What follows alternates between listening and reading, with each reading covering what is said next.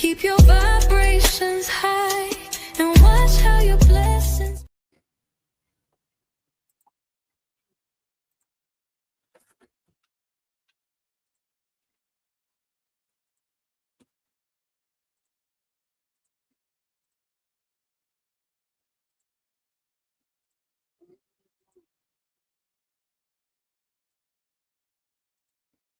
$18 billion, bro, just passed like 50s, bro. Bro, it's not very funny, bro. You must be blocking love is love. So what's your chat made of? You must be blocking love is love. So what's your chat made of? I see you flip but dip the game, yeah. Well, you the only one to blame. Tell the crow she won't be twerking. All the lies you told ain't working. In your chat, them swords be lurking.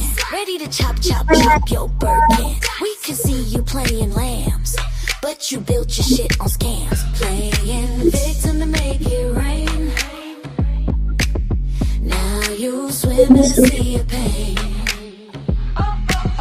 Now stay in your lane. Yo, chat better make it wane. Yo, chat better, yo, chat better, yo, chat better make it wane. Yo, chat better make it wane. Yo, chat better, yo, chat better, yo, chat better make it wane. You been swinging the biggest wrench, like a dick, then you hide behind I'm French. The universe gave you a sign. It's why your channel's on the line. Love is not a joke. You should have thought before you spoke. Acting like you better than woke. Now you're choking on the smoke. If you don't want the wrong words to leak, mind the gap before you speak. Now stay in your lane. Yo, chat better make it wane. Yo, chat better, yo, chat better, yo, chat better make it wane. Now stay in your lane. Yo, chat better make it wane. Yo, chat better, yo, chat better, yo, chat better make it wane. Less than a year you on the scene. You act like you set the queen. Hiding behind the Haitian flag. Backstab, jag, and lose the bag. You only magi now, it's tragic. She a witch, she got that magic. Yeah, she had to flex on you. Your big mouth put that hex on you. Just like a boomerang.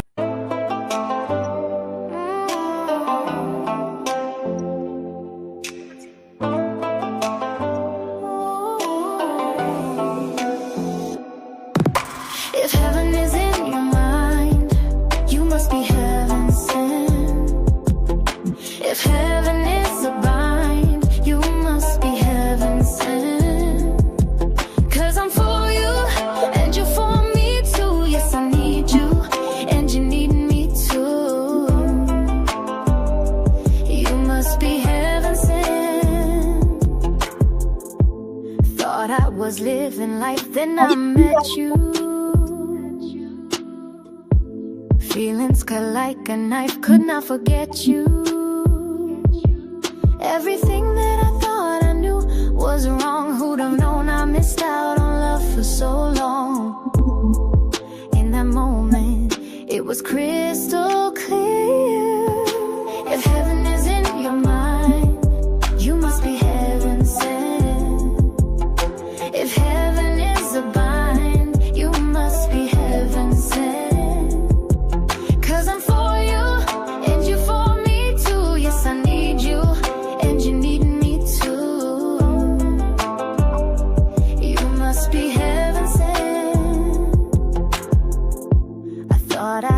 Everything, I had the perfect plans, balancing total peace and all of life's demands. Never knew that I planned for a life so fake. Thank God that now I'm wide awake. In this moment, it's crystal clear. If heaven is in your mind, you must be heaven sent. What's going on, Atlas family? If heaven is a bind, you must be heaven sent. screen, share the live. TikTok, tap the screen, share the live. Y'all know how we gotta build the room up. I know how this works. Tap the screen, share the live, join the team, hit the follow button. With you I'm achieving, now I'm believing we have something so real. With you I'm excited and I am reminded heaven's more than how you feel. If heaven is in your mind, Duke, then the shit.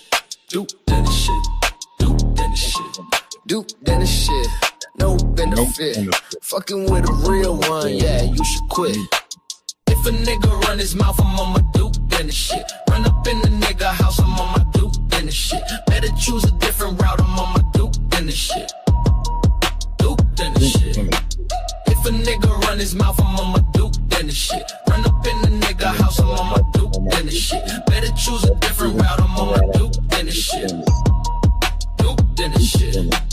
Better know I'm pulling up, I'm on my Duke, then the shit. Sledging up and fueling up, I'm on my Duke, then the shit. Nigga can't square it up, I'm on my Duke, then the shit. The whole crew gon' tear it up, I'm on my Duke, then the shit. Nigga don't clear your throat, I'm on my Duke, then the shit. Fucking with the real goat, the one you shouldn't fuck with. If a nigga run his mouth, I'm on my Duke, then the shit. Run up in the nigga house, I'm on my Duke, then the shit. Better choose a different route, I'm on my Duke, then the shit. Duke, then the shit. If a nigga run his mouth, I'm on my Duke, then the shit. Run up in the nigga house, I'm on my Duke, then the shit. Better choose a different route, I'm on my Duke, then the shit. Duke, then the shit. Niggas better dip and duck, I'm on my Duke, then the shit. Bitch, out of time and out of luck, I'm on my Duke, then the shit. Ain't no fluke, then the shit. This real Duke, then the shit. No coming back from this ransack, then it's the menace type shit. You gon' learn the Duke way, Duke, then the stupid. Later you gon' hear us say, look what Duke, then it's did. If a nigga run his mouth, I'm on my Duke, then the shit. Run up in the nigga house, I'm on my Duke, then the shit. Better choose a different route, I'm on my Duke, then the shit. Duke, then the shit. If a nigga run his mouth, I'm on my Duke, then the shit. Run up in the nigga house, I'm on my Duke, then the shit. Better choose a different route, I'm on my Duke, then the shit. Duke, then the shit. What's my weapon of choice? I choose to nuke that shit. Name them as we flame them, cremate that shit. Not looking like I wanna recreate that shit. Spin it like Taz, rotate that shit. And if you have a problem, come and find me, bitch. Just know I ain't no dummy, never falling for the tricks. Set me up, never opportunity missed. Take you out, severed beef done, now you crisp on my Duke, then it's shit. I'm on my Duke, then I'm on my Duke, then the shit. Run up in the nigga house, I'm on my Duke, then I'm on my Duke, then the shit. I'm on my Duke, then the shit. Duke, then the shit. If a nigga run his mouth, I'm on my Duke, then the shit. Run up in the nigga house, I'm on my Duke, then the shit. Better choose a different route, I'm on my Duke, then the shit. Duke, then the shit. Duke, then the shit. No benefit. Fucking with a. Yo, listen, I'm telling y'all, we gotta get behind this one because they're gonna try to make an example out of her, right? So they're gonna try to give her numbers, right? And if I don't know, like to me, I think this person needs a support system too. You know, if you're looking at everything that's happening in this world, if you're not trying to turn a blind eye to exactly what's happening in this world, right? Then I think I know for a fact that we need to show compassion, kindness, right? I know that in this time, we have to show with exemplary measures, let he without sin cast the first stone. If y'all going to pass judgment, let he without sin pass judgment. Because right now, a lot of people are passing judgment on this situation, and y'all always say, let go and let God, let go and let God. But here's a situation where we truly need to let go and let God, and y'all don't even know how to let go and let God. But it's okay, though. A breaking story we have been following the last few hours out of East Point, where police say an employee stabbing her own manager to death This all happening inside a McDonald's on 9 Mile. There was some sort of verbal altercation between this manager and an employee who, incidentally, the daughter says they were friends, that they were friendly. The employee goes home, according to police, gets a knife, comes back, stabs the manager. We've learned her name is Jennifer Harris, 39 years old, 6 children, a single mom, working here for 15 years, stabs her to death. And then somebody in the drive, this is happening in the area of where the employees are working in the drive-through section of the fast food restaurant. Somebody going through the drive-through, a CPL holder, sees everything happen. He shoots his gun in the air to try to stop everything. Unfortunately, he is not successful in doing so. But as the suspect is running out of the McDonald's, the police say that the man with the gun actually ran after her and held her at gunpoint until police arrived.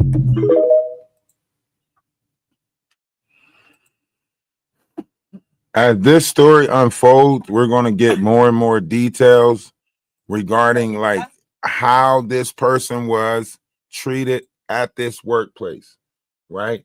Now, there's a lot of things that was done wrong. There was a lot of people that was, a lot of things that was done wrong on all sides. At the end of the day, the safety of that, place falls on the manager. That's why they end up in management positions, right? Because they know how to lock up at the end of the night. They know how to keep the employees in safe. And if you guys are watching, like, we're watching a lot of different crash outs take place in our society. People are getting frustrated over cheesesteak orders. People are getting frustrated over Uber Eat orders. People are getting frustrated that, Uber Eat drivers are eating their food, or, Uber Eat drivers are canceling their orders. And, people are getting frustrated, in the fast food business, just going to the drive-thru, not getting the right stuff, right? We're watching different levels of frustration all over the place. Hey, listen, you gotta listen through the cough, okay? Listen through the coughing, okay? I get lifted, ha, ha, ha. So listen through the coughing, okay? And like I said, we are putting together an event, so that way we can try to sit down with more peace. I would like to sit down with peace, as much peace as possible. I think we could do that. I think we could sit down in peace, prosperity, understanding, right? Understanding this situation, so that way we won't run into it again. And hopefully, like, we can maneuver around a lot of the chaos that's in this verse, because there is chaos in this verse. And you're witnessing a lot of that chaos that's in this verse. A lot of people like to, be blinded by the chaos that is in this verse, or, play like they don't see it. A lot of people do that. Just act like you don't see it. They tell you to ignore it. They when bullying going on in school, they say ignore it. Just don't even pay attention to it. Right? When we see this going on in school, we let it keep going. We like, oh man, just let it keep happening. It's okay that they bullying. It's okay. Act like you don't see it. Ignore it. Ignore it. We'll even tell the person that's getting bullied to ignore it. Just act like you don't see it. They'll eventually stop. No, they won't. No, they won't eventually stop. They'll keep going.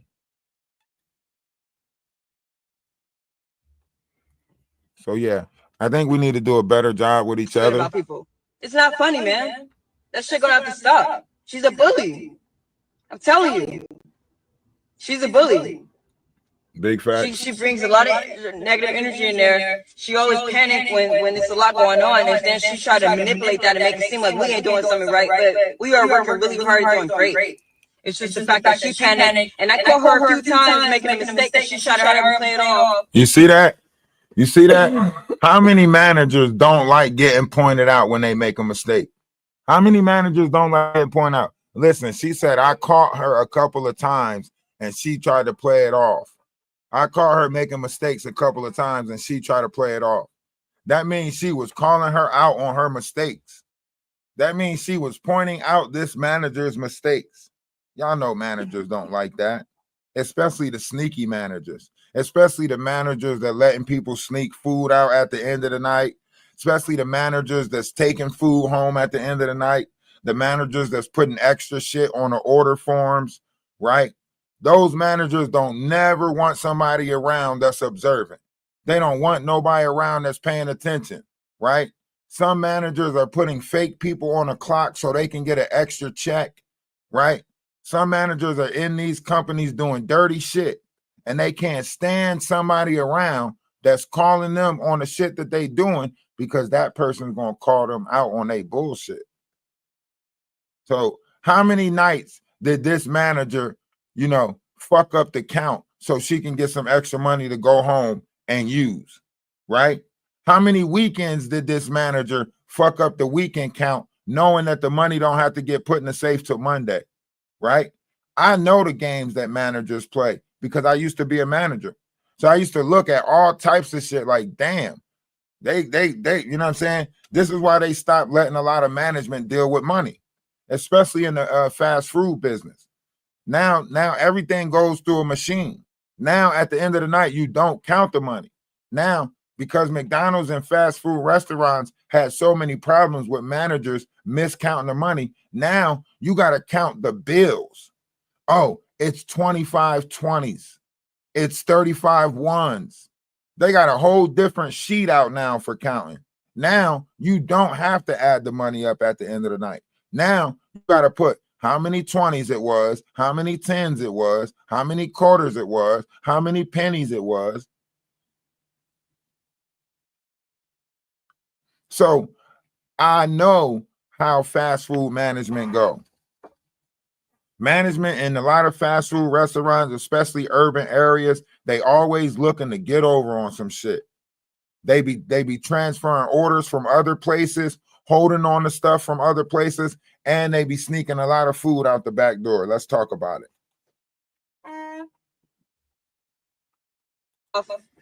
Nobody's perfect. It's fucking McDonald's. It happens.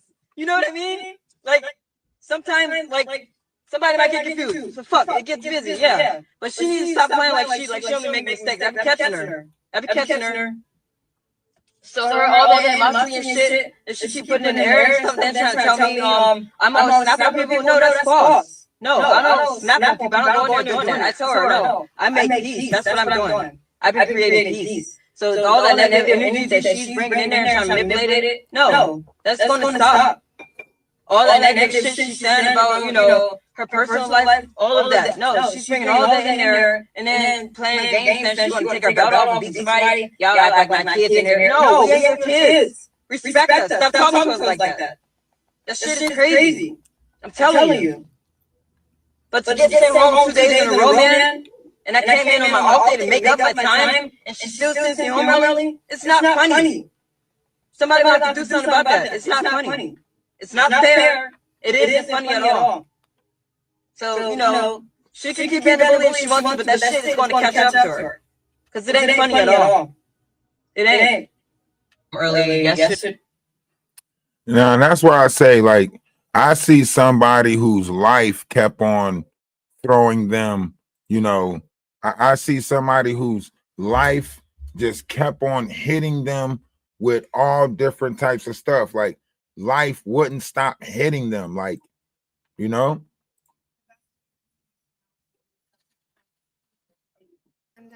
with regard to the defendant, Afani Muhammad, please set forth the factual basis for the warrant request. I know she's got a history that's sealed.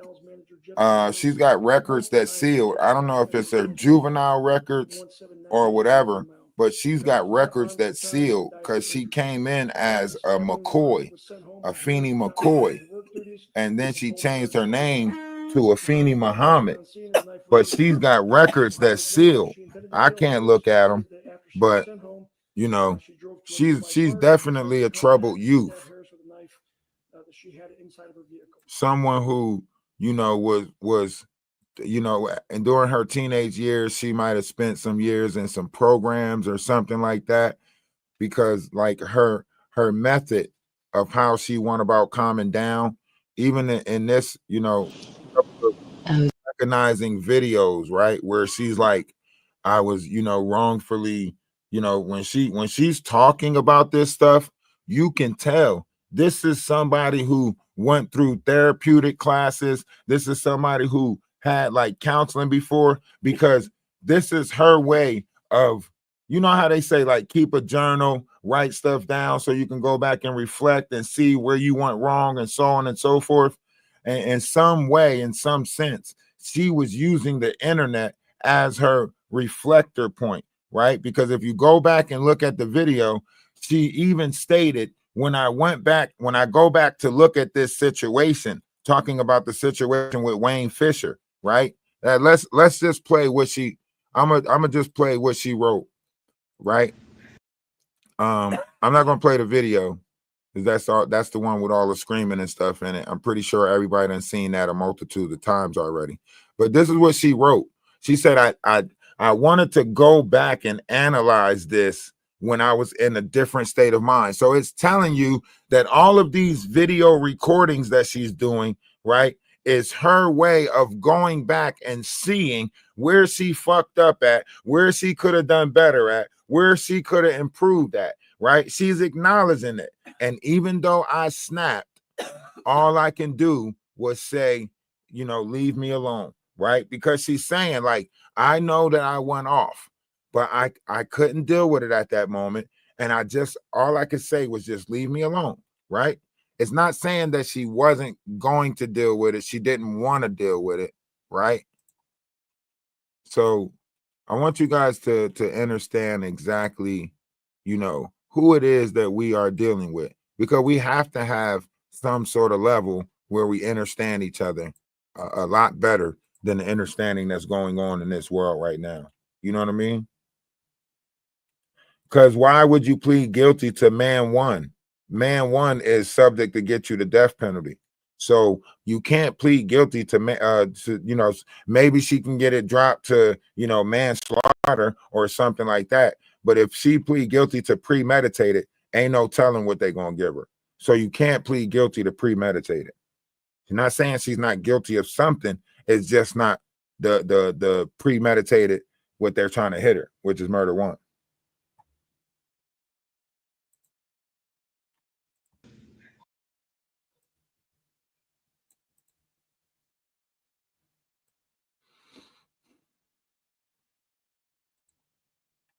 It took a long time for me to process this awful experience that I have faced while trusting to rent a room with a rent partner, someone I didn't know but needed somewhere to live. I've been wanting to share this story, but I took a long time too, because by the time I shared the story, I wanted to be able to look at these videos and see myself as evolved and not the same girl in that video. Now when I look at these videos, I don't even feel like that girl in those videos. I feel more stronger and powerful than ever before. Everything I've been through throughout those years, those 2 years of staying with that person, it all came down to it that my dad was right. I was better off being homeless, living in a car while living out of a car than to be under a roof with a creep. It's pouring down out there. And I want to thank. What you're hearing Audio is playing. Tags. Hold on. Official. What you're hearing is AI. And the reason why you hear it AI is because I'm reading something that she typed on one of her videos on Instagram. So I'm reading something that she's typed, but I'm using AI to read it, so I ain't got to read it to y'all out loud. But this is the video. You can go read what she typed on her Instagram.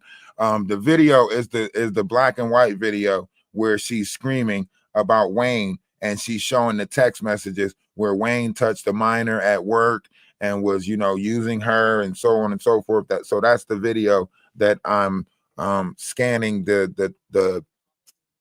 DMs. This is a message that she wrote to herself. Like, I wanted to be able to look back on this video when I was strong enough to deal with it, right? This is what she's saying, right?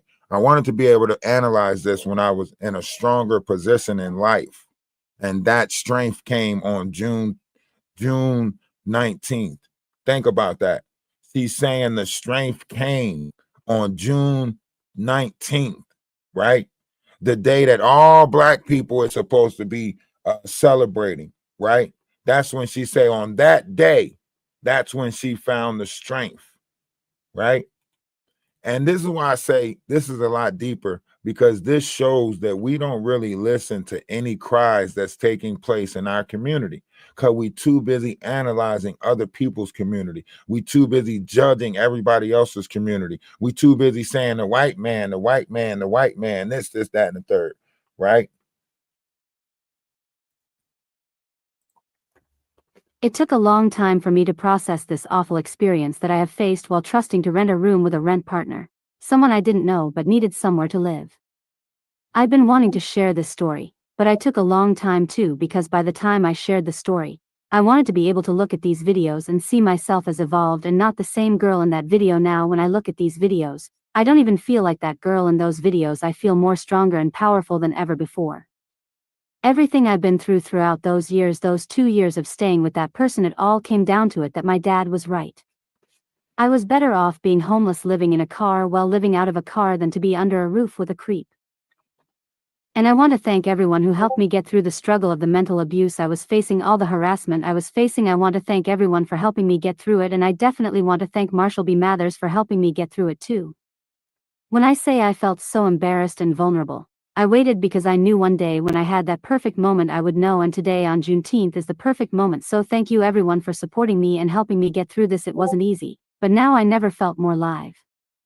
And whoever that girl was who he harassed at his job, I want her to know, she don't have to feel ashamed. She did the right thing speaking up, and she shouldn't feel guilty at all that Wayne Fisher won't be working there anymore. Chains collision. Now, Hashtag Juneteenth. That phrase, what she said, and I want y'all to realize who she thinks. She thanked Marshall B. Mathers. That's Eminem. She thanked Eminem. That means she didn't have nobody in this world. She turned to music. Eminem, right? Stan, I'm sorry, mama. I never meant to hurt you, right? That's what she's saying. I would like to thank Eminem for getting me through those dark times. I would especially like to thank Marshall B. Mathers for getting me through these times. That when you got somebody and they're thinking music, that mean they really didn't have nobody. All y'all keep on saying, where's her mom at? Where's her dad at? Let's hear from her parents. Obviously, she didn't have nobody. And how many years didn't she have anybody, right? How many years? There's a family out there that don't give a fuck where she at, what she's up to, or nothing, right? She ain't had nobody checking on her. Her phone don't ring to see if she okay. It might be 2 weeks before we find out anything about her family. You know? Let's be honest.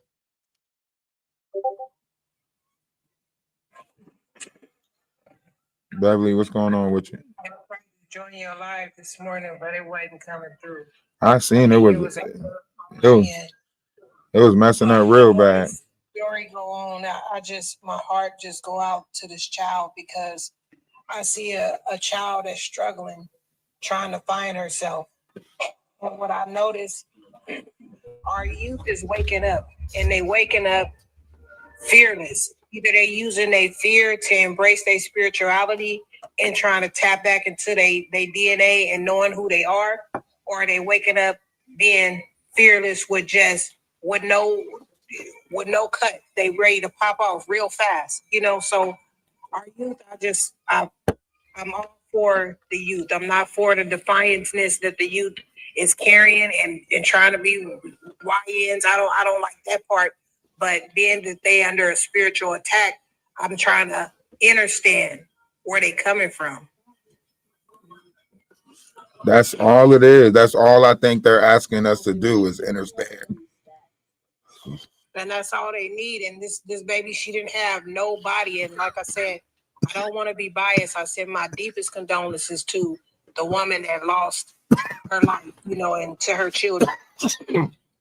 But from what I'm understanding, this lady had even interact with her on social media, being combative, whatever they was arguing about on social media. I feel that the manager should have been mature enough and professional enough to not stoop to this young lady's level. But you know what? A lot of red flags was missed in this situation. All around, a lot of red flags was missed. Yeah, but that wasn't to her WitcherCon. That was something that she was. She's showing it because you got to think. I want y'all to realize she's on social media, right?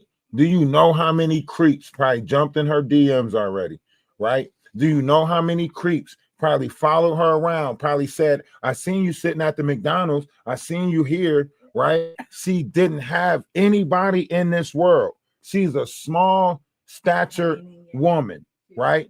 Sleeping and living out on the streets with a social media platform where we're watching so many social media people get gang stalked, cyber stalked, all types of shit. Psychological warfare all through our online system. And it's sad because I even see old and young people reaching out, and social media is their only outlet. They don't have people to really talk to, nobody physically that they can really pour their heart out to, so they take it to the public and go live. And these people be really hurting, you know what I'm saying? And the more that time go on, human touch is less and less. Human interaction is less and less. Everybody is doing something through a screen. It's all through the wire. Everything is through the wire, you know? Absolutely. And the youth, that's their only outlet. And I'm not just going to say the youth, it's some adults out there. That's all they have is somebody to be able to talk to on social media. Absolutely. Silent, what you got? Come on with it. Energy. Hey, how's everything? How are you?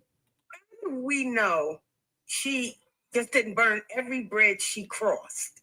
You know what I'm saying? How do we know that she just didn't, you know what I'm saying? Her family just was through with her. Because I know people who are like that, give chance after chance after chance after chance, and then they have to eventually just let them go. How do we know she didn't have a place to stay? We are only going by what we hear. That wasn't even in the news, Energy, because I be reading stuff every day to see if anything new has come up on her. I just hate. What wasn't in the news? What wasn't in the news? She was homeless. What do you mean it wasn't in the news? It didn't say she was a homeless girl. They said that they were literally making fun of her for being homeless. They said that they were literally, some people in that place knew that she was homeless. It literally said that she literally said I was in a rent a rent-a-room situation with somebody, right? It literally stated that she went from Virginia to DC to Detroit. Well, Mr. Energy, you know me. Well, you will. I just hate that everybody has so much. She is an aliver. It don't matter her mental capabilities.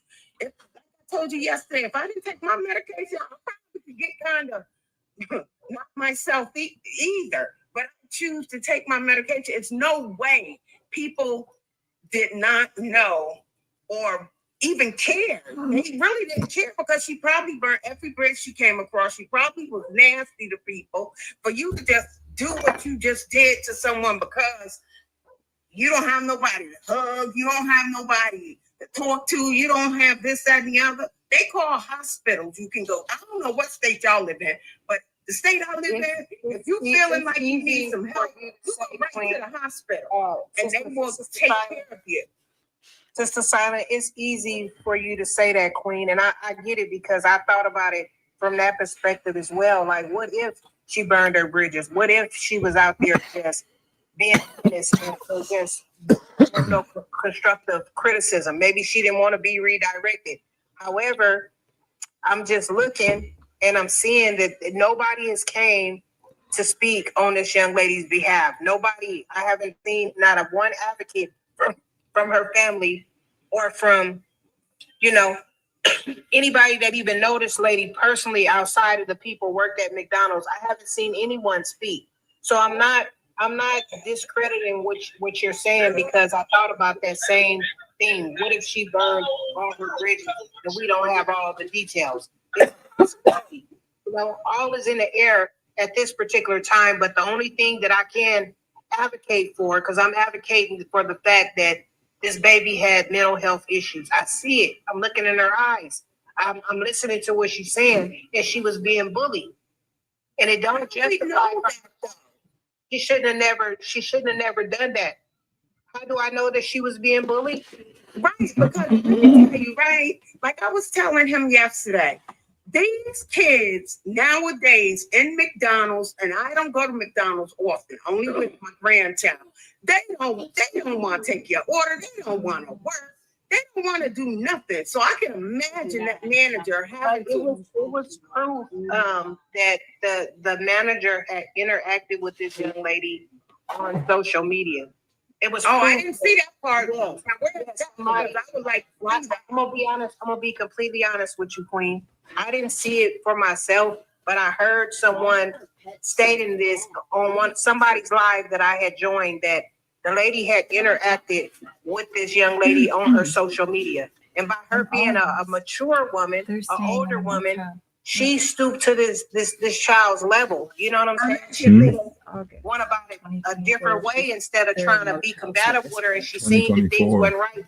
She should have just went to corporate and had her fired. She could have did that instead of sending her home, and you seeing that if she didn't want to work and she was being defiant, she could have just fired her. So she must have been out of and we could be in the same situation we in now. All right, so hold on. Day knowing that she's a bad worker. If you know she's a bad worker, then why would you have her? This is what I'm not getting.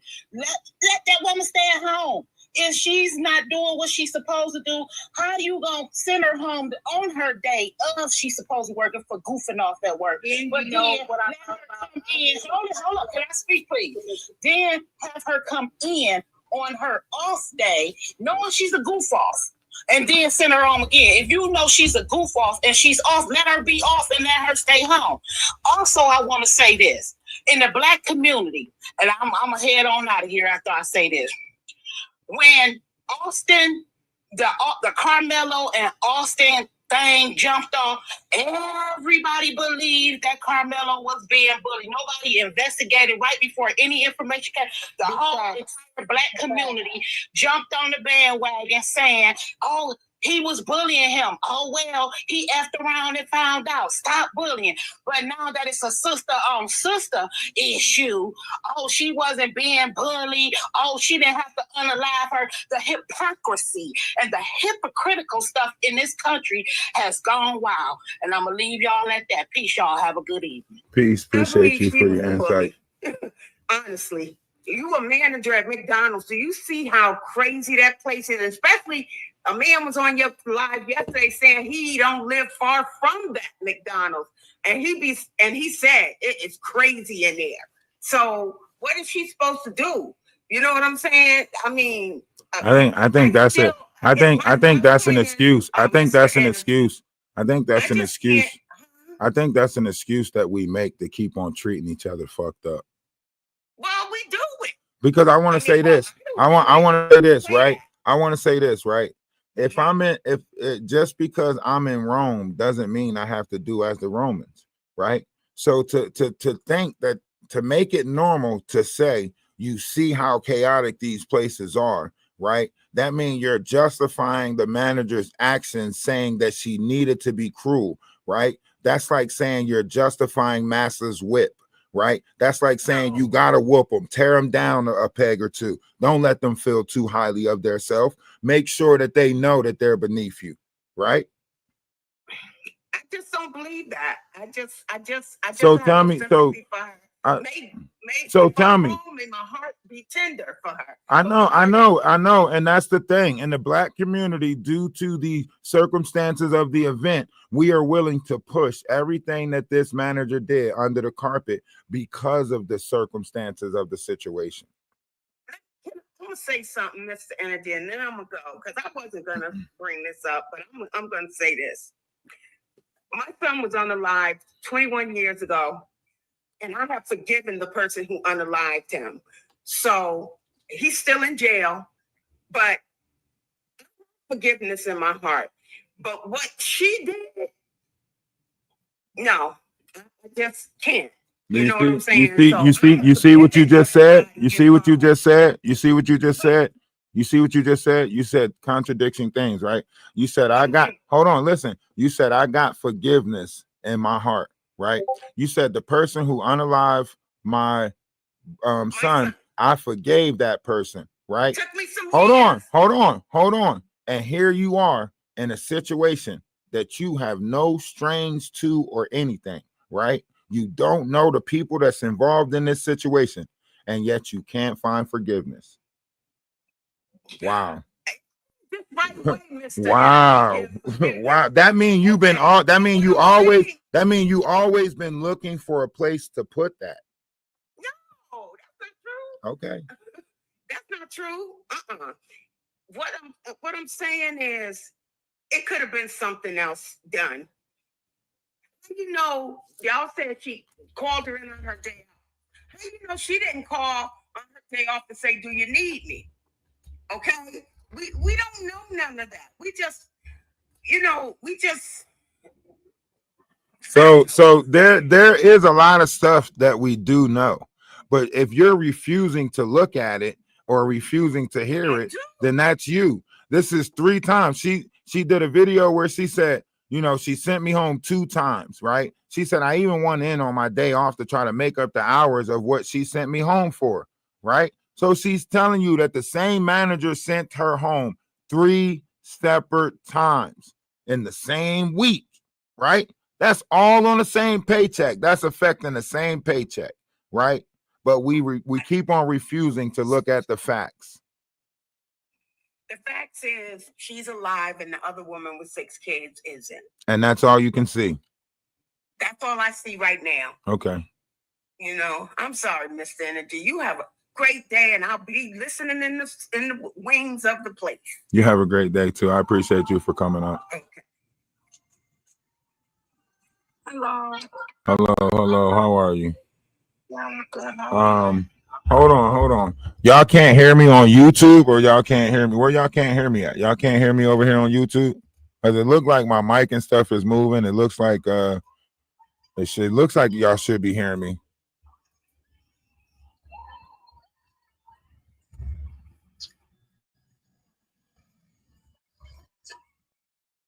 Everybody can hear me? Okay, y'all can hear me. Okay, cool. All right. I'm sorry about that. Go ahead. Okay. Yeah, I just want to know what is the argument. There's no argument. There's no argument here, man. Are we trying to justify? No, man, we're not justifying anything. No one would dare justify anything of this measure.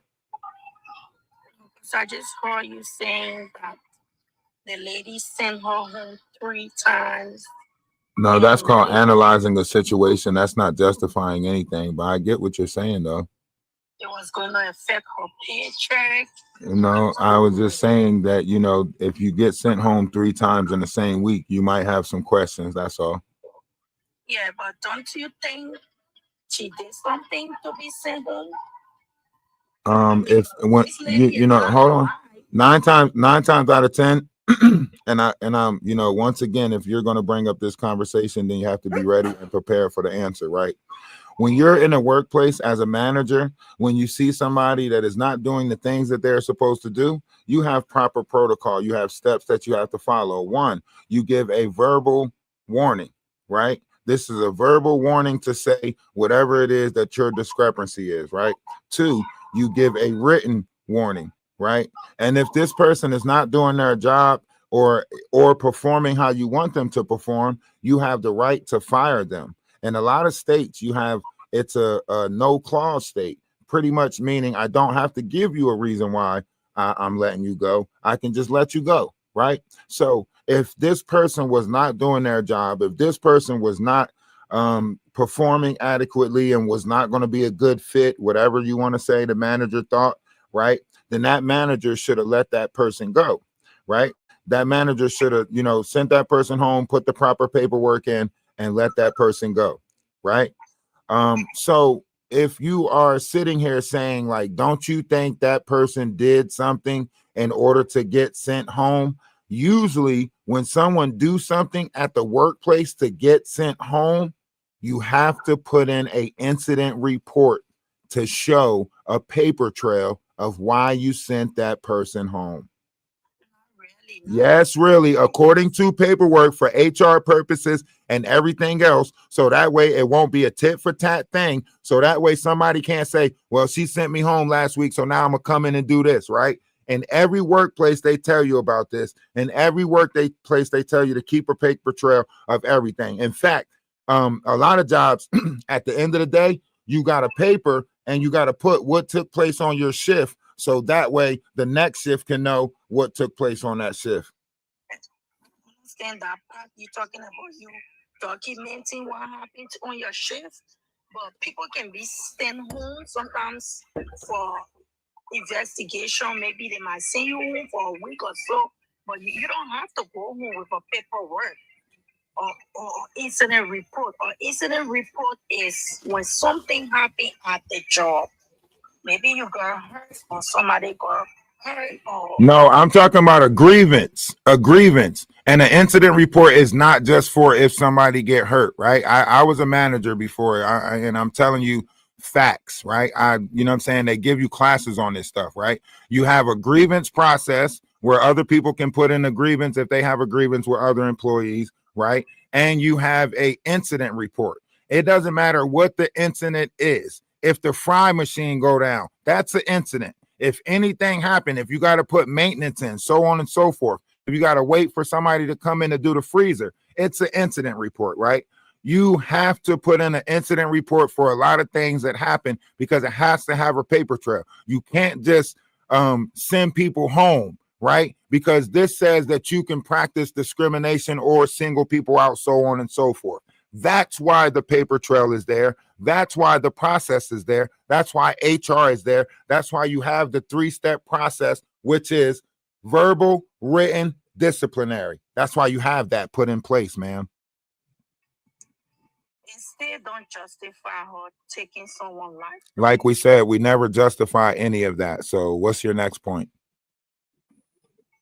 The next point is because I see a lot of women. I'm surprised I see a man defending her in some kind of way. But I see a lot of women defending this girl and saying, oh, she is her mental health. So my point here is, if it was a guy that did what she did, they was never going to look at that part to say, oh, that guy was going through something, he was going through mental health. Because mostly women, we always take up for our fellow women.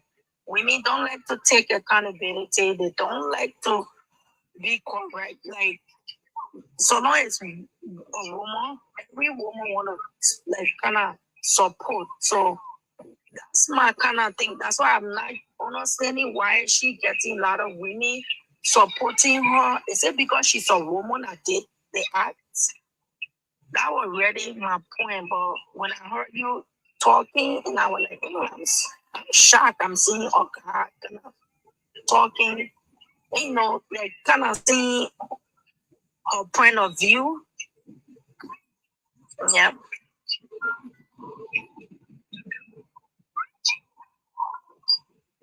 I want to say, like, I think life is based off of perception, right?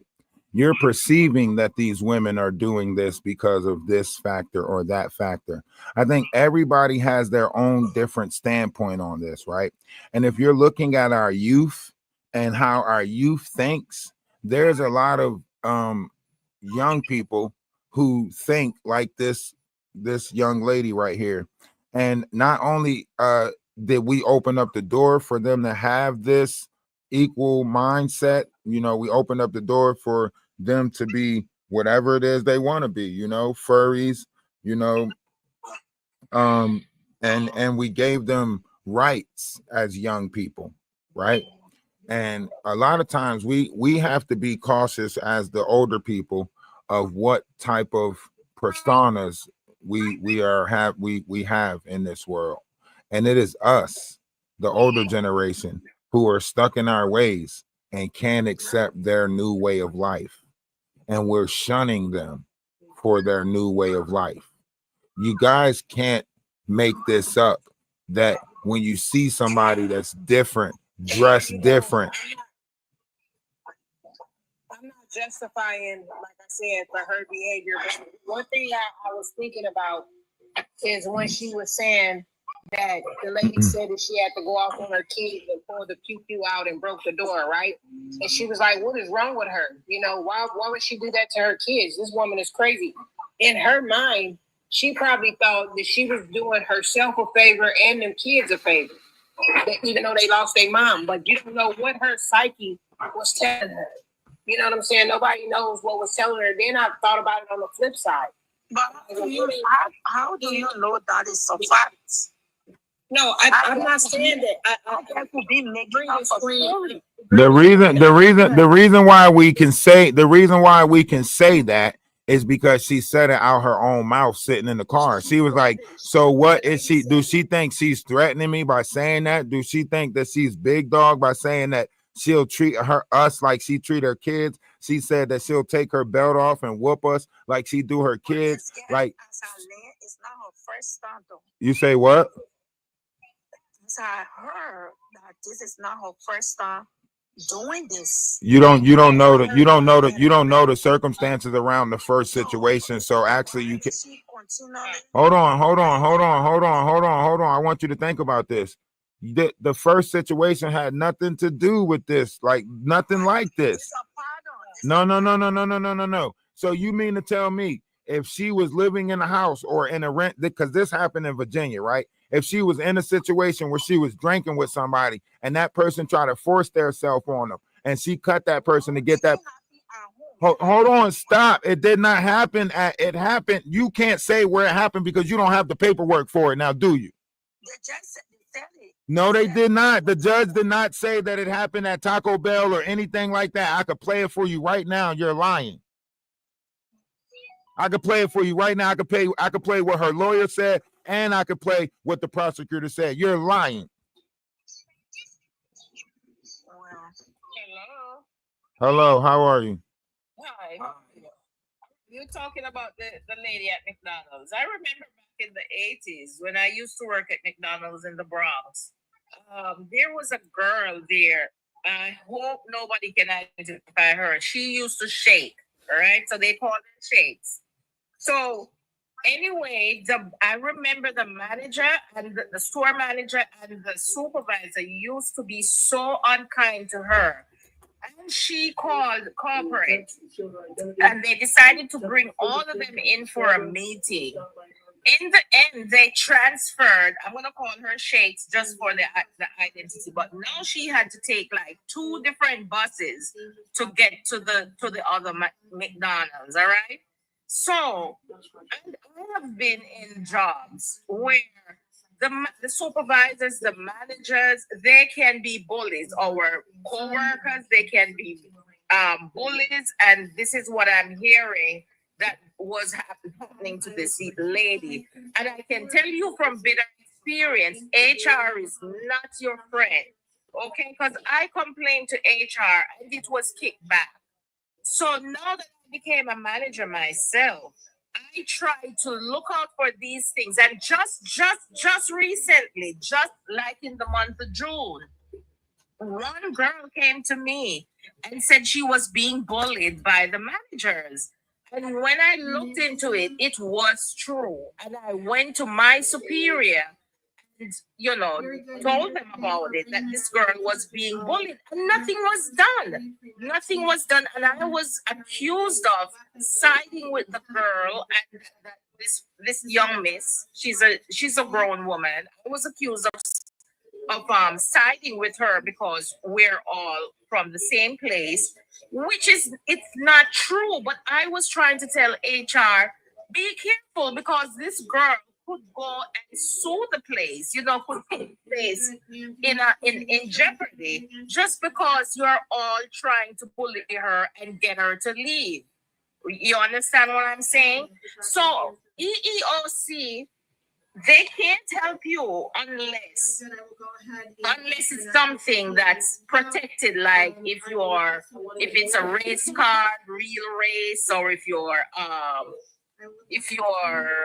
disability, like something like that, or pregnant, one of those protected things. So I am going Right there on July 23rd, 1 p.m. to side with the July person 23rd, 1 and the p.m. stabbing, but we have to really find some kind of way where we have a voice. We could go to somebody and say these managers are being bullies, and we are really heard before these things happen again, because this is not the first time these things have happened.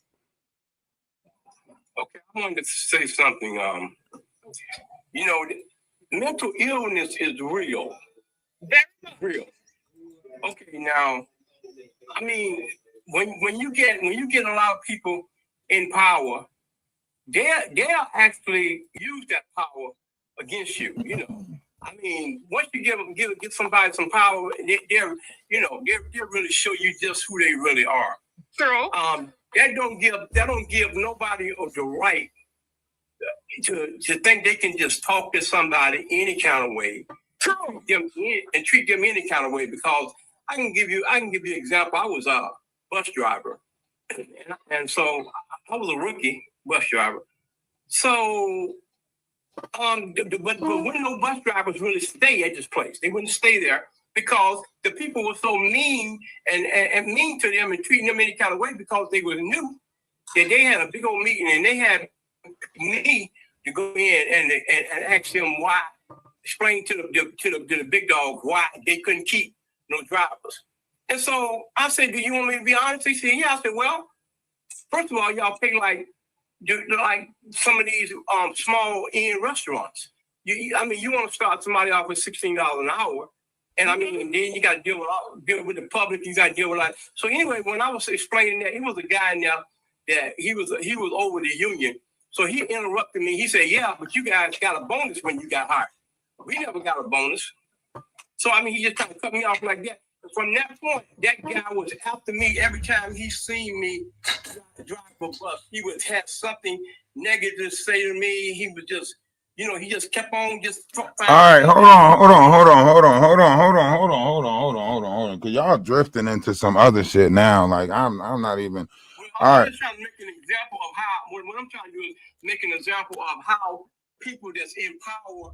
I know, but that's what I'm saying. That's the thing. Like people in power.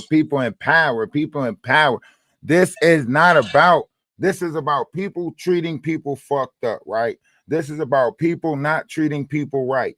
We don't treat each other good. We not kind to each other. It's situations like this that take place. And then when people point out that we not kind to each other, y'all keep on trying to make it about something else. We don't treat each other good. We are a fucked up society. And y'all don't want to admit that shit.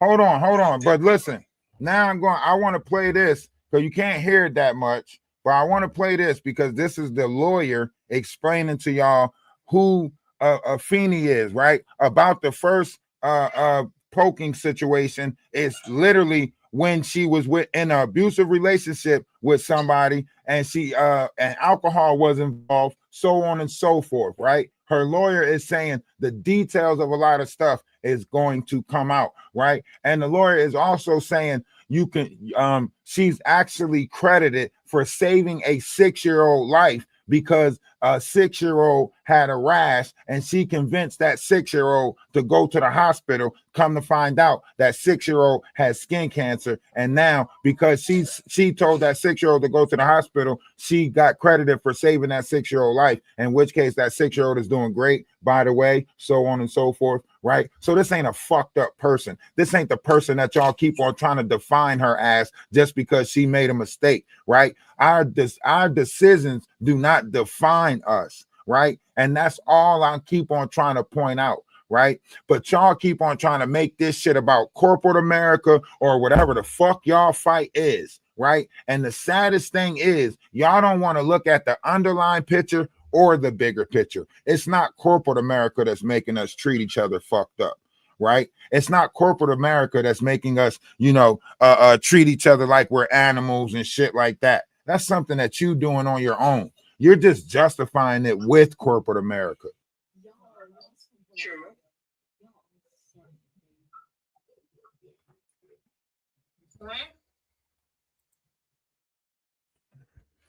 Hold on, let me see something because the volume is real low. I don't know why the volume is real low on this particular.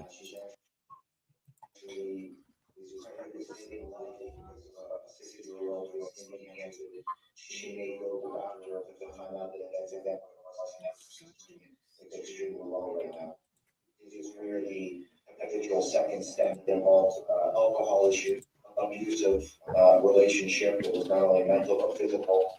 That involves alcohol issues, which is where the habitual second stems from. See, the habitual second stems from the situation with the alcohol abuse and the sexual abuse that was going on in the relationship. Not at no fucking Taco Bell. She got fired from Taco Bell because she carried the knife. It didn't have nothing to do with. So that's why I say y'all keep on trying to mix up the facts so it can better appease y'all feelings and emotions. And that's fucked up. That y'all taking her truth, misconstruing that shit so it can appease y'all feelings and emotions so y'all can feel justified and where y'all put y'all hate at. I just want to look at the facts of the case so we can just treat each other better. That's it.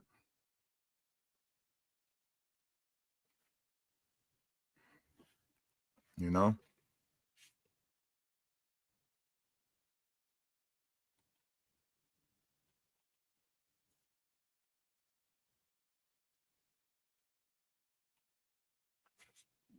And everybody says, even the daughter says, like everybody says, like she was a nice person. Every time I came in, she was nice as hell. She would talk, this, that, and the third.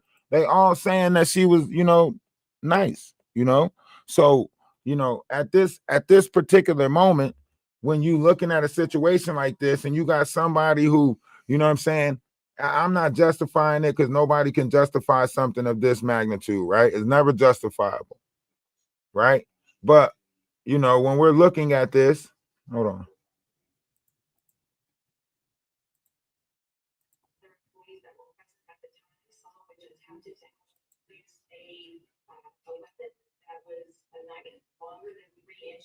And she stabbed both times up to 15 she was there is a very and given the fact that this court doesn't have authority to give no bond to defense charge.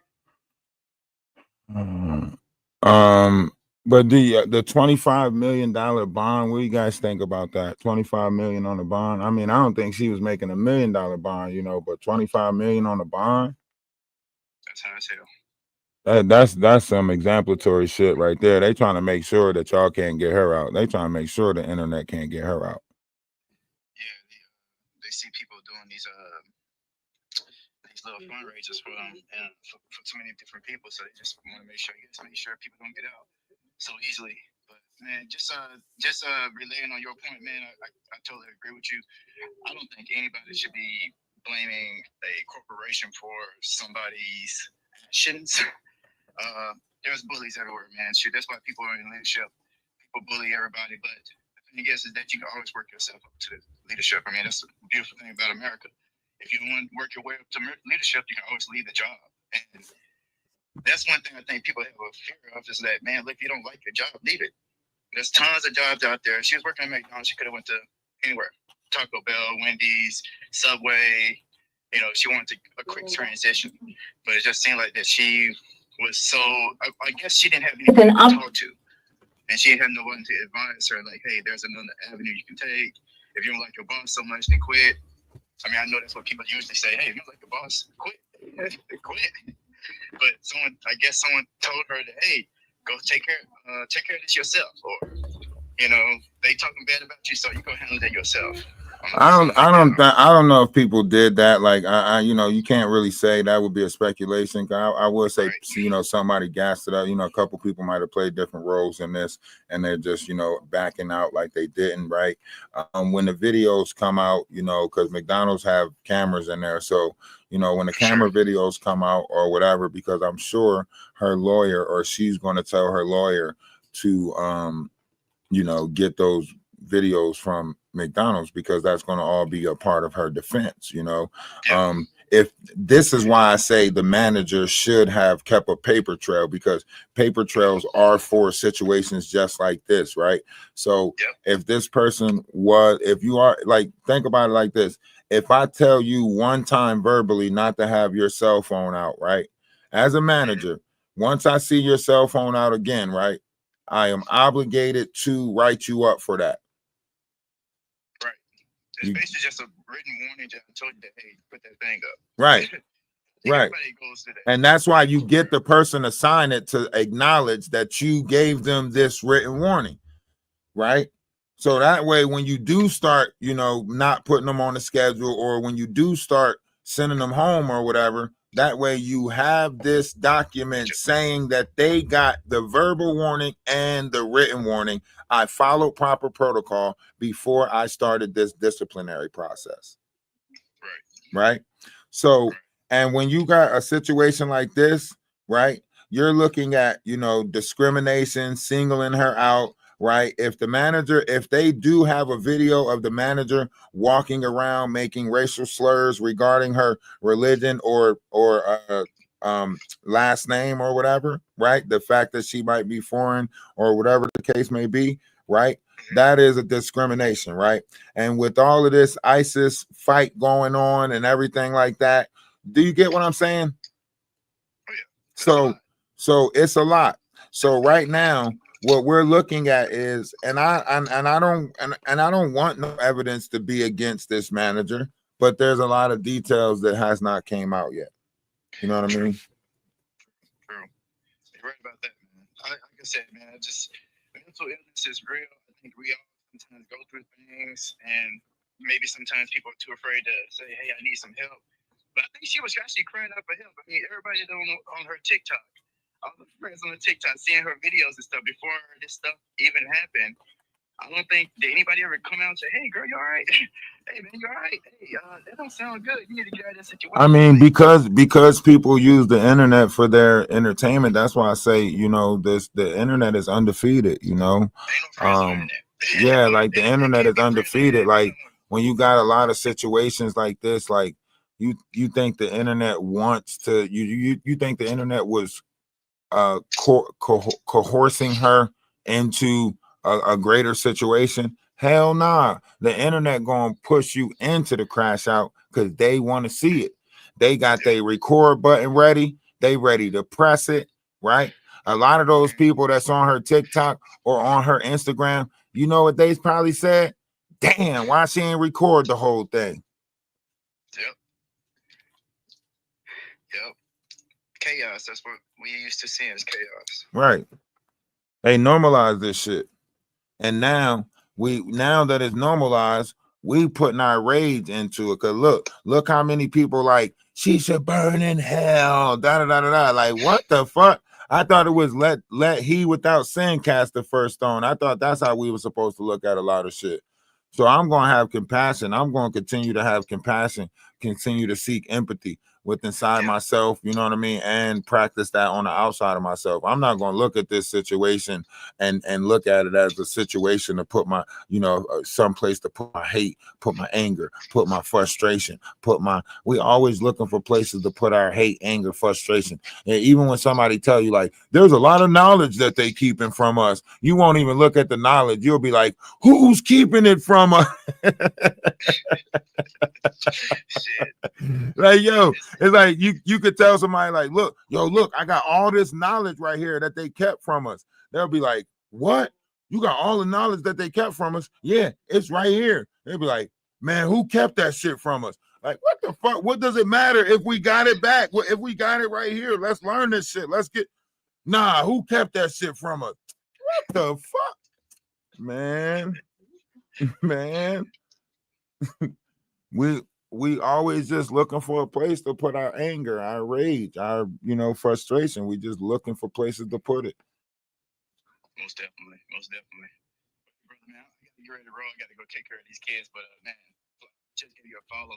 All right, appreciate it. I'm gonna give you a follow back. You have a great day. Appreciate you for coming up. Anytime, man. Be blessed. Absolutely, you be blessed. Thanks, bro. No, you don't be blessed. I'm sorry. Why I just tell you to be less? You got me right there. You got me. You got me. Now you snuck that in. You said it fast. You got me. You got me. I take that back. I don't want you to be less, man. Be more, man. Be great. You know what I'm saying? You know, be great on purpose. You know, I hope you accidentally fall into greatness today. You know what I mean? That's all. Yeah, man. Shit. I'm not feeling the greatness, man. I met you. All right. I know that's right. I know that's right. You have a great one. You too, bro.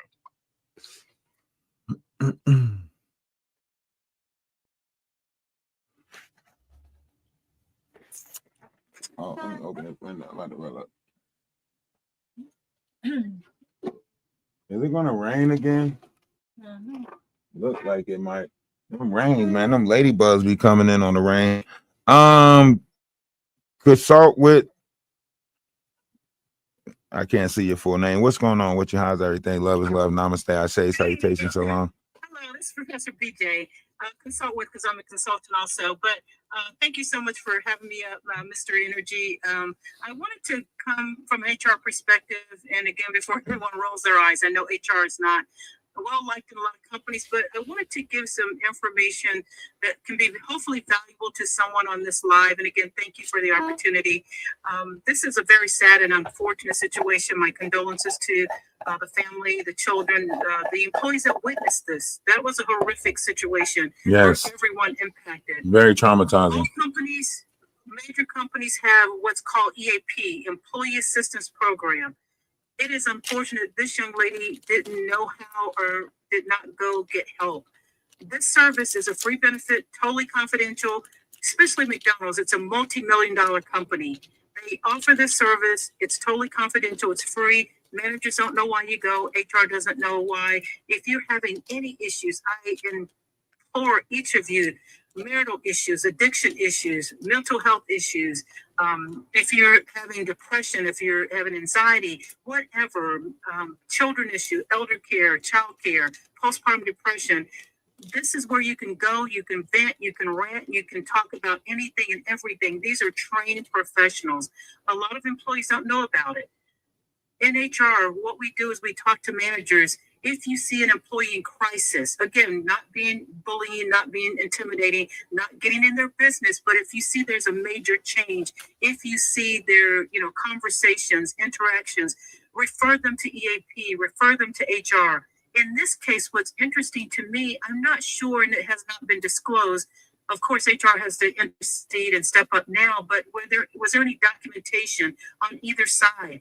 Had either of these employees, the manager or the employee, were they ever documented? Was it ever reported to HR? Were there complaints? It hasn't. Investigation? It hasn't come out yet as far as how many complaints. Talked to some people from that area that kids worked at that McDonald's, and they said that they have filed previous complaints on this particular manager. I think maybe how management work, they'll move you to a different place and then move you back to that place, some different stuff like that. There's small information that's trickling out right now, but from a HR standpoint and from the standpoint of like a collective mind, right? In this situation, in a situation like this where it does take place with a corporation, can we say like collectively there might be a lot of McDonald's workers that's traumatized by this situation right now that might or possibly could need therapy because of this? Yes. In fact, in my career, I've been in HR over 25 years. Unfortunately, workplace V, I know we can't say certain words, and I will respect your platform because I have one myself here on TikTok.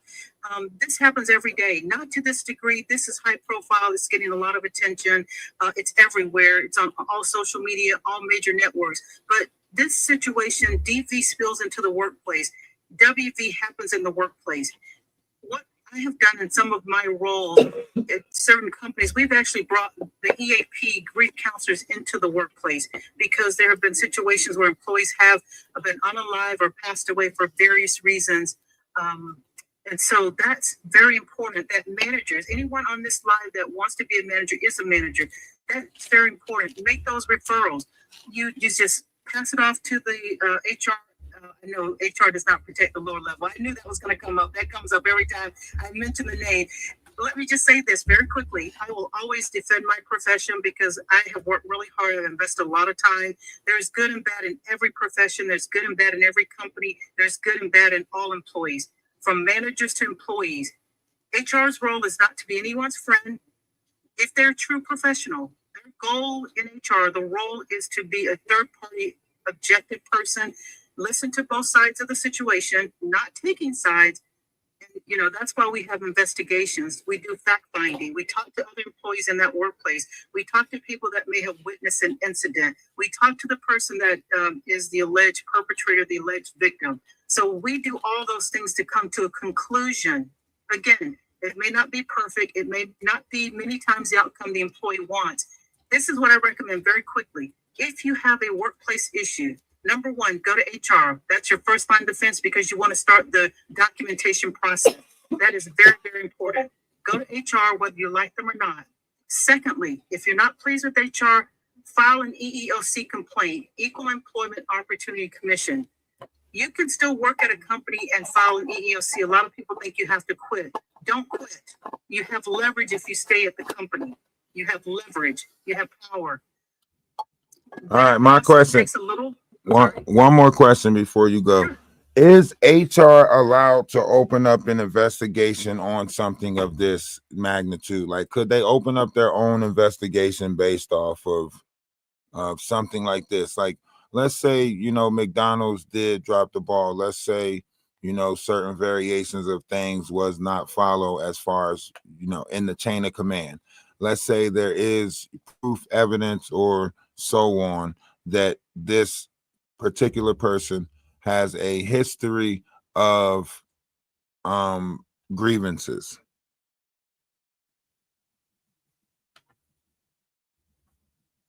Like this. That's why I said at the beginning of when I came on, it's important. HR Somebody burning some chicken. cannot be blamed for something that they didn't know about. I've worked in environments where I have worked in a whole different state, never met the employees involved in an investigation. I have physically traveled to the location. I've done Zoom and all those things to physically or, over the phone, have these conversations. You cannot hold someone accountable for something they don't know about. It is important for employees to reach out. It's important for managers. If the manager, again, this is not a blame game. It's just education and training purposes only. If the manager was having issues with this employee, she should have gone to HR. Again, not blaming. I'm just giving information. It's both sides. The employee should have gone to HR. The manager should have gone to HR. HR would have intervened. At this point, HR has to, because they have to find out what's the culture, what's going on in that work environment. Why would an employee come to work? Again, we know all the stuff we've seen on social media. There's some information that, is being disclosed. This is a developing story. This young lady obviously had some issues, the employee. That's why I'm saying HR. So yes, HR will have to go in now. They will have to do an investigation, talk to other employees, find out if this was a pattern with this particular, the parties involved on both sides. Again, not a blame game, right? But we have to get to the truth. The truth, right? That's it. What the recommendations are. Absolutely. But I will say, like, I worked in, fast food before. I worked in, the business before. And, I say, like, it's all about the person, right? It's all about the person. It's human decency, human kindness. And, because one of my managers ended up getting, was out with the COVID at the time, right?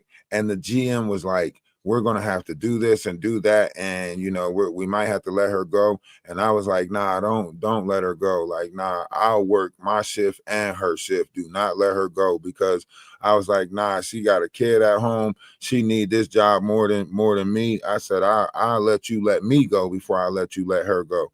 Right. And I opened the store and closed the store for about 3 weeks straight, to keep this person her job and everything. But I can't say everybody is me. Everybody don't treat people with the same way I treat people. You know what I mean? Like, so I'm not looking at this situation from a personal standpoint. I'm looking at this situation from the two perspectives that we have. You know what I mean? Yes, absolutely. Hold on. Watch this. Somebody said that's cap. Somebody, you think that story that I just told is cap? 7. Yeah. 7. Yeah. When your mom was sick, when we worked at Arby's, what did I do? But did I not work my shift and her shift? Yeah. Okay. Did I not come and make sure you was good and make sure you had food and everything? Yeah. Okay. Yeah. So before you say my life is cap, you got to understand, like, I'm still living my life. So the proof is all around me because the same person that I'm talking about, I still have her kid right now because I've been watching him for 4 years because the pressure on her life. And I was like, she said she couldn't deal with it. So I was like, you know what? Let me take him. I got this. You know what I mean? So that's how he ended up my son.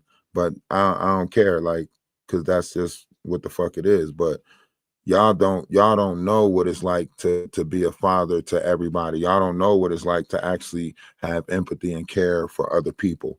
You know what I mean? I father other people's kids in this world, but I don't go around looking for kudo points for it. I just do the shit that need to be done. And it's sad that when you run across people that actually just do righteous things, y'all want to call it cat, but when y'all run across evil shit, y'all applaud that shit. Make it make sense. Y'all run across love and hip hop, y'all run across lust, greed, gluttony, and y'all clap it up for y'all entertainment. But when somebody tell y'all that they doing good works and good deeds in this world, the first thing y'all scream is bullshit or cap. And y'all say we don't live in an upside down world. Let me light my blunt. Y'all got me fucked. I'm sorry. Y'all want to take a music break? We got some great music over here at Atlas Family Music Productions, right? We also have a clothing store that you can go look at. Click the link in the bio. Go check out some of the clothes. We will be doing a tribute to this Phoenix person, making something in the clothing store for this person particularly. I don't care how y'all feel about me. I think we all need love in this world. I think we all need to be heard. I think we all need to feel like we being seen. And this is somebody's daughter. You know what I mean?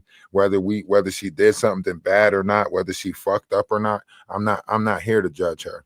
Let the ultimate judger judge her. I'm not here for that, right? I'm here to show love, compassion, understanding, and that's it. And I'm gonna keep doing that no matter what. And y'all can't stop me from doing that. So y'all can be mad that I'm showing love. Y'all can be mad that I'm being compassionate. Y'all can be mad that I'm being kind. Hell, y'all can be mad that I'm being understanding to her situation, right? But you can't stop me from doing it. So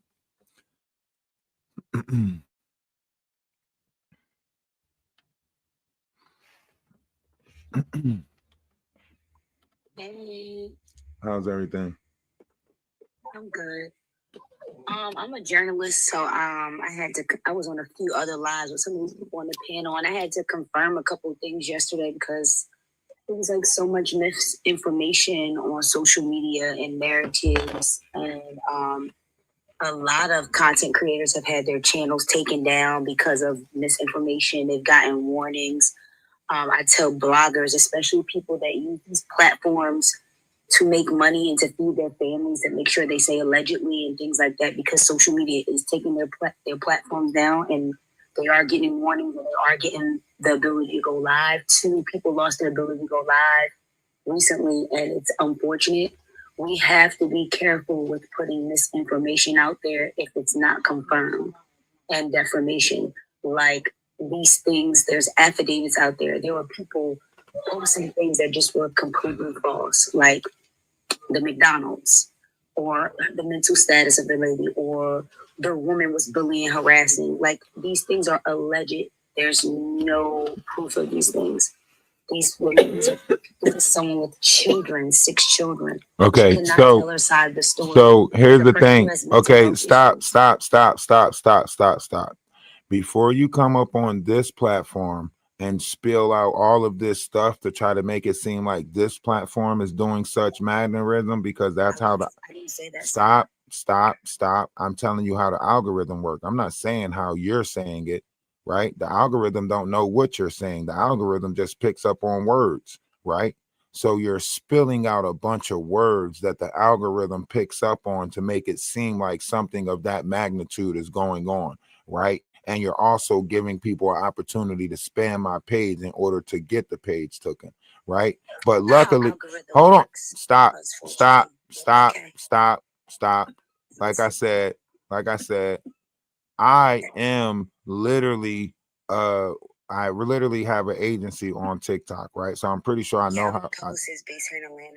I work in tech. I work in this internet. That's not how algorithms work, but that's not what I came on here to tell y'all. Okay, so let me ask you this. So the algorithm don't pick up words? You seem very aggressive, sir. I'm so sorry. I don't come with Okay. So just go ahead. You can finish saying what you're gonna say, because you're not gonna tell me what my feelings and emotions are. You can't tell me what my feelings and emotions are. So therefore, that's asinine and redundant. I didn't say Okay, so just because you think that I seem a certain way does not mean that I am that way. So once again, correct me if I'm wrong. all right, I'm correcting you right now. You're making an assumption. I apologize. I said nothing. All right, but go ahead, finish saying what you're gonna say. But let's leave the whole who got their page taken away. Let's leave that whole thing out of it. That has nothing to do with us, right? If you have something to add to this situation right here, if you have some journalistic views to add, because we done went through facts, merits, and all types of stuff. So if you have a journalistic point of view to add to this, all right, go right ahead. Even the chat is seeing you cut me I don't care what the chat is doing, and I don't care what you. All right, can you? All right, you have a blessed one too. So you don't have nothing to add to it. You don't have no journalistic stuff to add. You just wanted to come up and say, "Oh, people are getting their page taken away for such and such and such and such," but you didn't say any journalistic shit. You didn't bring no facts or merits to the table. Make it make sense. You ain't bring not one fact or merit, but you want to come up here and try to scare somebody and to stop talking about something. That's all the fuck you did, was try to pump fake and scare somebody and to stop talking about something. That's it. Well, I'm not going to stop talking about it. And I do have facts. I do have merits. And we've been looking at them and pointing them out. So before you come up here and say, "Oh, people been getting their page taken away for saying that it's bullying going on, and people's been getting their page," come on. Do you have some journalistic stuff to add to it or not? That's it. Over here, we just deal with facts and merits. We not trying to sit here, and you're not about to sit here and pump out no fear. You're not about to energy grift. You're not about to sit up here and make it seem like, "Oh, I'm a journalist and I've been doing journalistic work around this whole thing." And what you're saying, no. If you got some journalistic stuff to add to it, why you ain't bring that? Why you ain't come with your facts and your merits? You came with a scare tactic. Come on, man. I know scare tactics. I've been doing this shit for 6 years on this damn application. I know how y'all work on this page when y'all want to try to secretly attack somebody's page. You come up and you say a bunch of shit that you know the algorithm picks up on. That's why you try to say, "Oh, you seem irate, sir. You seem angry. You seem like this." Well, that's why you play that, so you can play this word game, right? That the algorithm picks up on. I know how it works. Go check out my other pages. I got, Order of Atlas 35K page. We got a 17K page. We got a 10K page. You can come over to YouTube and see that page. You can go to the Discord and see. This ain't new to us. We know how y'all work over here, how y'all sit there and try to put somebody and play on people's feelings and emotions. And then you say, "You're acting like this and you're acting like." Do you got any facts or merits to add to this conversation or no? Probably no. Music break, YouTube. Hey, TikTok, y'all are being heard on YouTube right now and Twitch. We are on multiple platforms. We're on 2 pages on YouTube, 1 page on Twitch.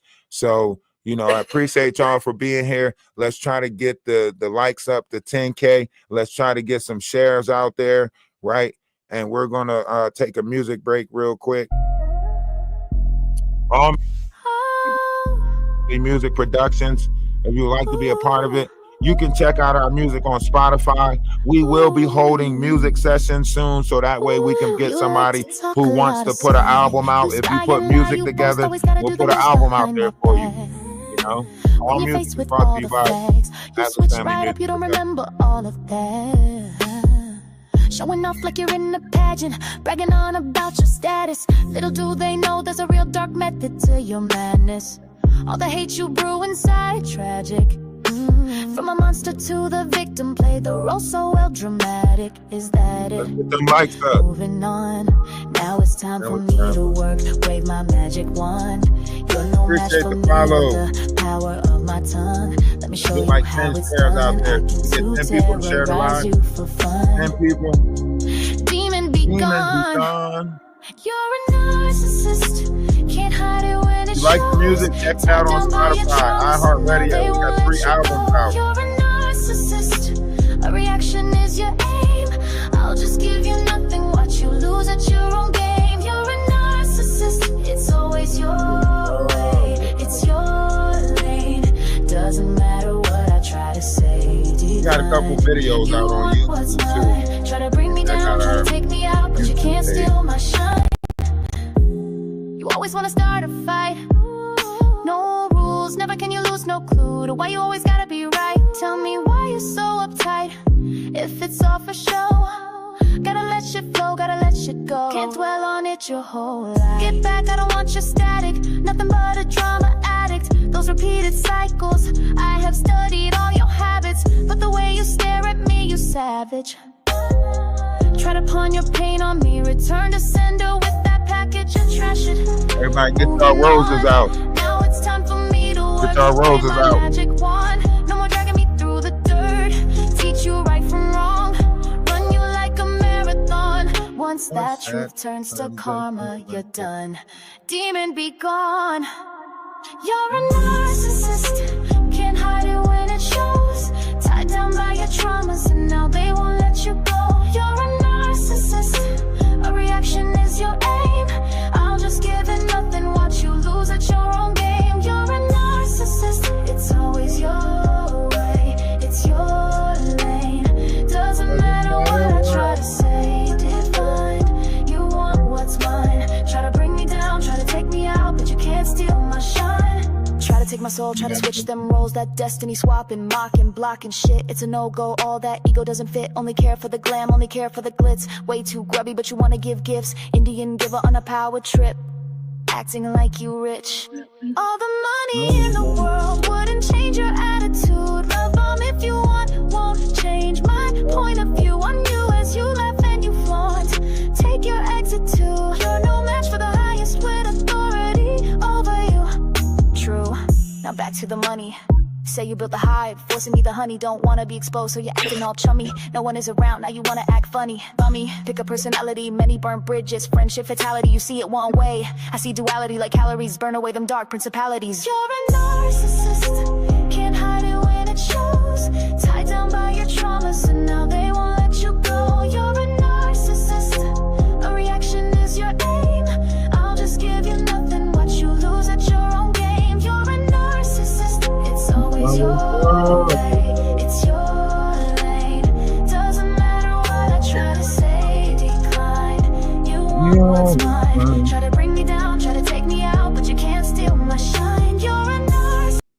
The name of the song is You're a Narcissist by Atlas Family Music Production. Like I said, we do our own music. All music is brought to you by Atlas Family Music Productions. You can check the albums out on iHeartRadio, Spotify, and other music platforms, Amazon, so on and so forth. I'll try to put the link in the thing for you for it. But let's check out one of the other songs that we got.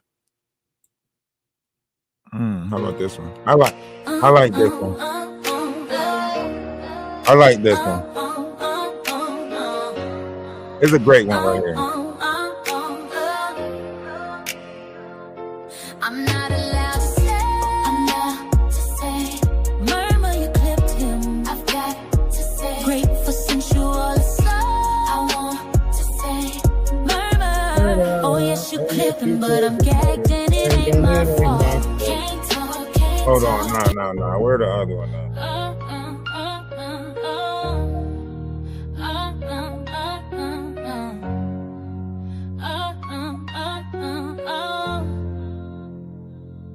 I'm not allowed to say, murder, you killed him. I've got to say, rape for sexual assault. I want to say, murder. Oh yes, you killed him, but I'm gagged and it ain't my fault. Can't talk, can't talk,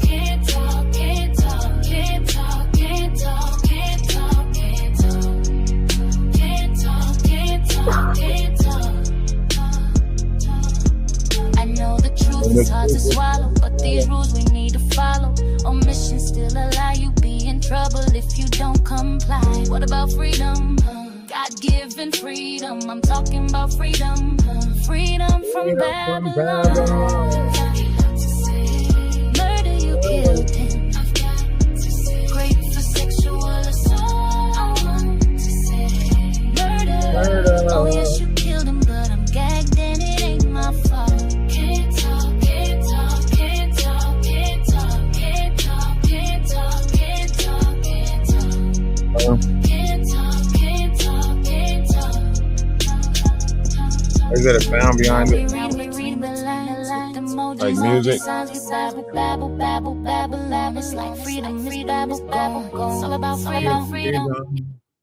That's her at the hospital All right. following the incident. Hold on, let's listen to this because this is the Wayne incident or what took place with Wayne.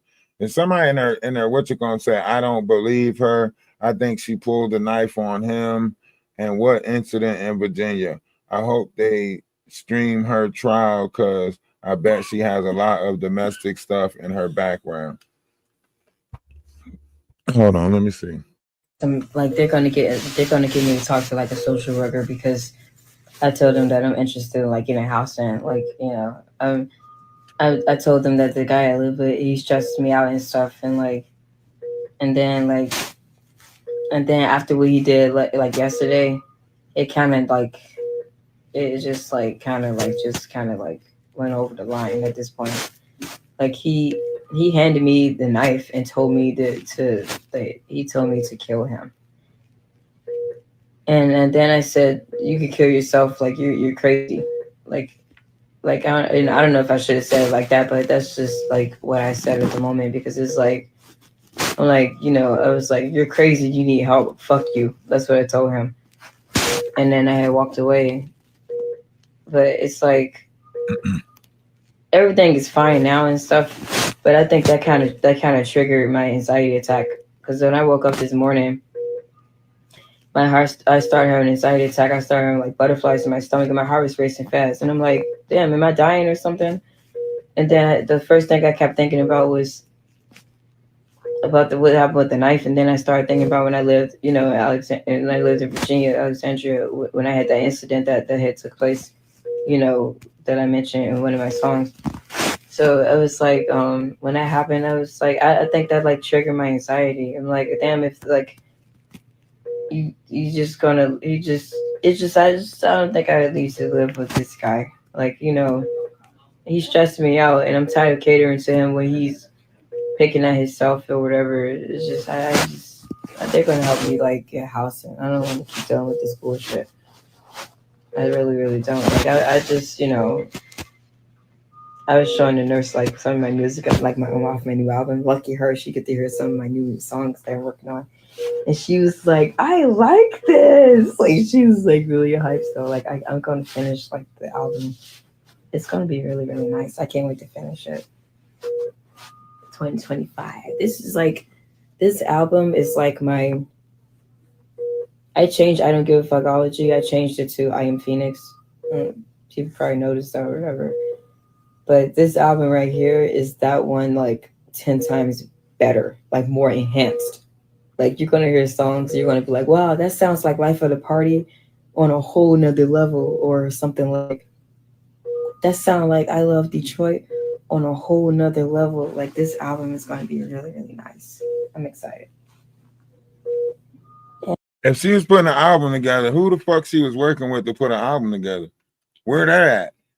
Where are the people that she was working with to put the album together? Where are the people that she had to be going to the studio with somebody? Somebody had to be. From what I'm gathering from like watching these videos is that I think that Wayne was buying her presents and he was videoing her and he was like, I'll help you with your music career. Oh, coercion of the heart, basically stringing her along, making it seem like dresses, making it seem like he was going to help her out in her wigs. Yeah. Damn. He filled up her room with all kinds of things, like gifts. And so in the video where you hear his voice, and didn't he say something about I gave you those gifts because I love you. In the text messages, Oh, he okay. said, like, I didn't give them to you because I wanted something. I gave them to you because I love you. Right. You know what I mean? I didn't give them to you because I So wanted that something. explains all the gifts, right?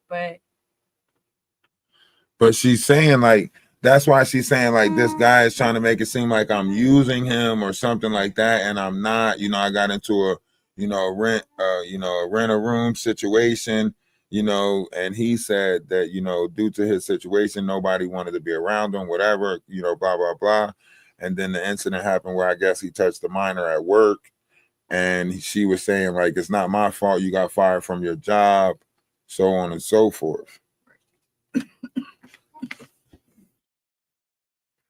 But damn, like, and I just want to find somewhere else to live too. I asked them if they're gonna give me to talk to like a social worker. She was going through it for a while. She was going through all the steps, right? That's the steps she just said, like, they were trying to they're going to let me talk to a social worker, so on and so forth. So she was going through the steps. If people was giving her numbers to talk to, she was talking to them. She was going through the steps to try to get housing and so on and so forth. So that proves right there that whatever people are saying, like, why she didn't do this and why she didn't do that, that shows that she was doing that. She's at his documents right there that she's at the hospital saying that they're going to let me talk to a social worker. They're going to help me get housing. They're going to help me because I can't live in this situation that I'm in right now. So she was doing it. I think that there's something bigger though, because she mentions in here, she said that she sings about something in her song about something that happened. But that's what took place in Virginia. Virginia. That's the incident. That's the 2002 incident before she changed her name. That's the reason why she changed her name. Remember, the judge read it off. The judge read it off. He said two counts of premeditated. Where the fuck is the first pre-med? You get what I'm saying? Okay. The judge didn't say one pre-med. She said 2 counts of pre-med in the first degree. And then the second charge was possession of a weapon with intent, right? So, and then that's why the lawyer said the prior habitual, right? Mm-hmm. When they use terms like prior habitual, mm-hmm. that means it's the same thing, just in a different situation. They can't, that's why I keep on saying I can't say all the details, right, of the 2002 incident, that this is why she changed her name in the first place. Mm-hmm. You know what I'm saying? You can only get they only gonna allow you to change your name if some shit took place. You know what I mean? Like, so obviously whatever took place, gave her the ability for them to grant her a name change. Well, so if she did do something to somebody, right, and it got dropped to militia, that's where they say the alcohol was involved, so on and so forth. So if she did do something to somebody, right, she could say, like, she was scared for her life, she getting death threats, so on and so forth. That will allow a name change. It's like George Zimmerman or some shit. You know what I mean? Right. Well, if anyone can tolerate listening to her music for any length of Nobody's saying that you can't go change your name for $250 at the courthouse right now, but that don't mean that the judge don't ask you for a justifiable reason to changing your name. A lot of times when you change your name, they say, because this is the name that belongs to the person who did this, so on and so forth. Like, yeah, they still ask you for a legitimate reason. Nobody's saying that you can't use money to change your name. We're not saying that. See? Anyway, the story in Virginia is in a song. Hold on. You say what? She made a song about what happened in Virginia. So it's in her song. If someone wants, I don't know which. I want to the YouTube song and listen to it. I don't know if that's the video. That's a different. Album. I don't know where the album is. I gotta find it. Yeah, I don't know. She mentioned.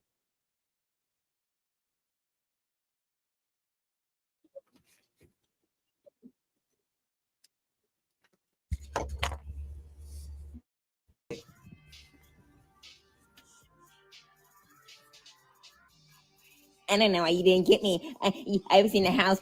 I'm fucking tired of his voice. I'm fucking tired of his face. He's fucking annoying me. I have to get away from him. That's why we're getting evicted. I have to get away from him. Because how he makes me feel, it isn't a good feeling. I know what I'm capable of. And I don't want to hurt anyone. I swear to God. I swear on my life. I don't want to hurt anyone. Oh, she dark. But that's what he's making me feel like. She was going through. Being around him. I have to get away from him. That's why we're getting evicted. That's why these squirrels came up in his fucking walls. He's getting evicted? I have to get away from him. There it is. Squirrels in the wall. Because I don't want to hurt him. Because I will. I don't want to hurt anybody. I got to get away from it. Oh, she was going through it. And I swear, if he fucking touch me again, I'm going to have to fucking use force. I already pushed him before. I already pushed him off of me. He think it's funny, but it isn't. He think it's cute, but it isn't. And yesterday, he showed his true fucking colors. And I told him straight up, you're a fucking pervert.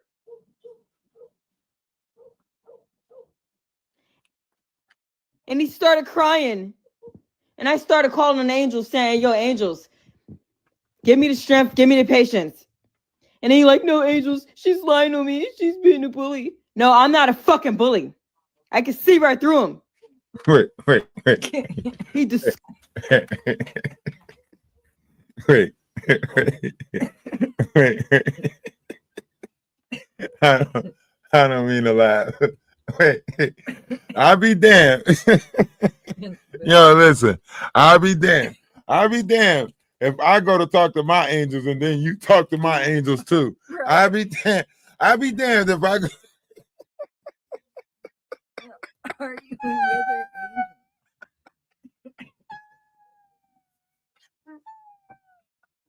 with her? I'll be damned if I go to my angels for strength. I'll be damned if I go to my angels for strength. And you talk about some, no, angel, she's lying. Hold on. You don't get to talk to them.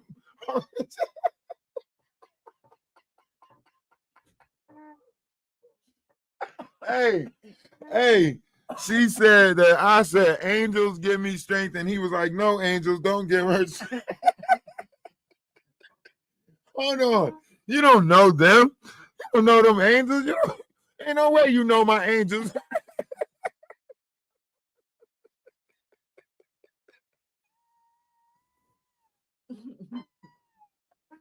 I'll be damned if you gonna tell my angels not to work for me.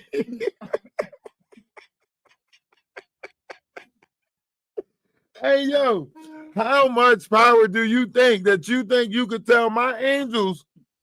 You talk to my angels? Hold on. Now, me talking to my angels is one thing, but you tried to re-talk to my angels after I talked to my angels? Shut the fuck. Yo, she can't make this story up. She can't be making this story up. She cannot be making this story up. This is a narcissistic relationship. Exactly. Yeah. There's no possible way that I'm sitting there and I turn. That's like me and you arguing, and I turn my back and I say, angels, give me strength. I cannot fucking put up with this shit. Just give me strength. And you just turn around and say, no, angels, don't give him strength. Tell him he has to deal with it. Like, who the fuck? Hold on, time out. I know you didn't just recommand my motherfucking.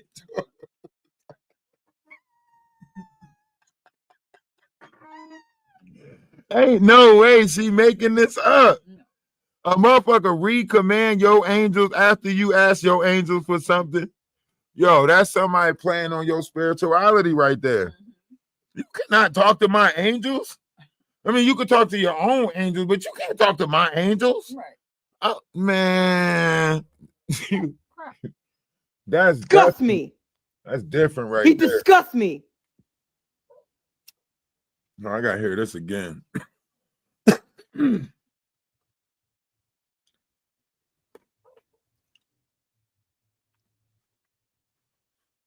She said, Universe gonna have to do something about this.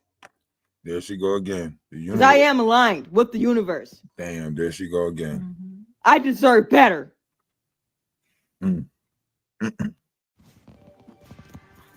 I did my deliveries today by myself.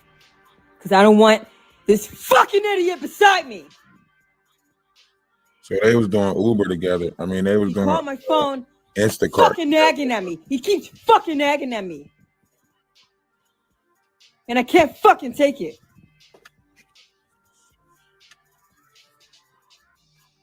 I don't know why you didn't get me. I was in the house. I'm fucking tired of his voice. I'm fucking tired of his face. Oh, we listening to Phoenix. I have to get away from him. That's why we're getting evicted. I have to get away from him. Wayne done recommanded her aim. Because how he makes me feel, it isn't a good feeling. I know what I'm capable of. And I don't want to hurt anyone. I swear to God. I swear on my life. I don't want to hurt anyone. She was already fighting. But that's what he's making me feel like. Being around him. I have to get away from him. That's why we're getting evicted. That's why these squirrels came up in his fucking walls. I have to get away from him. Because I don't want to hurt him. Because I will. I don't want to hurt anybody. That's her song. She got her own music playing in the background. That shit sound dark. And I swear, if he fucking touch me again, I'm going to have to fucking use force. Somebody said room. I already pushed him before. 2 weeks. I already pushed him off. Wayne been missing for 2 weeks. Well, the Wayne that we think it is not the same Wayne. I think it might be because They're not the one that we showed. because Oh, it might be. He might have had those charges before previous. Right. That might be his 1995 charges. And now he just did some shit too. Right. And Wayne might be locked up. Can we look into the thing and see if Wayne's locked up? I can look in that account. No, we know which Wayne it is. We got Wayne. We know what Wayne looked like. I mean, I could show you a picture of Wayne right now. His first name is not Wayne though. I know his first name is Richard or Ronald. I gotta pull up the image again. Right here, Ronald.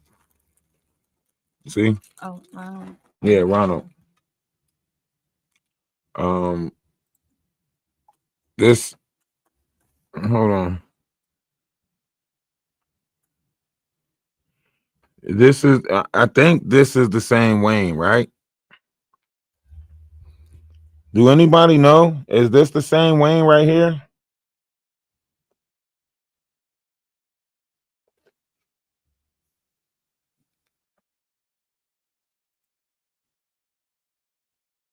Okay, somebody said yes, this is the same Wayne. Okay. Okay, so this is him. So this is the one who said, like, this is the one who literally said, like, he had got in trouble at work for touching a minor, and he was making her feel bad, putting all this pressure on her, so on and so forth. Yeah, this motherfucker need to get hit with the Mann Act. Yeah, he need federal charges. He need to get hit with the Mann Act. It doesn't say he is incarcerated. He is being tracked because he is a offender. I know, that's what I'm saying. His residence should be, in the database. Then, like, so, like they said last verification was on 6/23. So they're saying that he's been missing for 2 weeks. So it would have been right before. It would have been verified right before that. Right before he went missing. 6/23. Right before they say he went missing. Right. Unless it's his neighbor that says it. Yeah, this is an old picture right here. So he probably bald headed now. Thought he was black. No, Wayne wasn't black. Wayne not black. That's why he go by Wayne. Because he probably don't want to go by that first name because, And this is all public record, so don't this It's all public records. You guys can look it up yourselves. I'm at this point, like, we're invested. Like, me and the Atlas family is invested in this. You know, we know that this is a troubled youth. We know that, you know, a lot of people might have dropped the ball, and trust and believe, like, the family of 6 is going to be well taken care of. The universe has put a nice level of protection around that family of 6. You know what I'm saying? You know, the universe has put a nice group of people around that family of 6, and that family of 6 is going to be taken care of, right? But the universe also put other people in play in order to, you know, because we about truth, we about love, kindness, truth, and sometimes we got to be reminded of that, right? And I'm not here to please man, so I don't care what man is upset with me, right? I'm here to please the universe, right? And the Bible say if you aim to please the universe, your friends will be few. So I'm okay with that, right? But this person was going through a lot. And sometimes all we need is for at least one person to say, I hear you. That's all we need, is for one person to say, I hear you, right? So here at the Atlas family, we just want to say, not only do we hear you, but we see you, you know?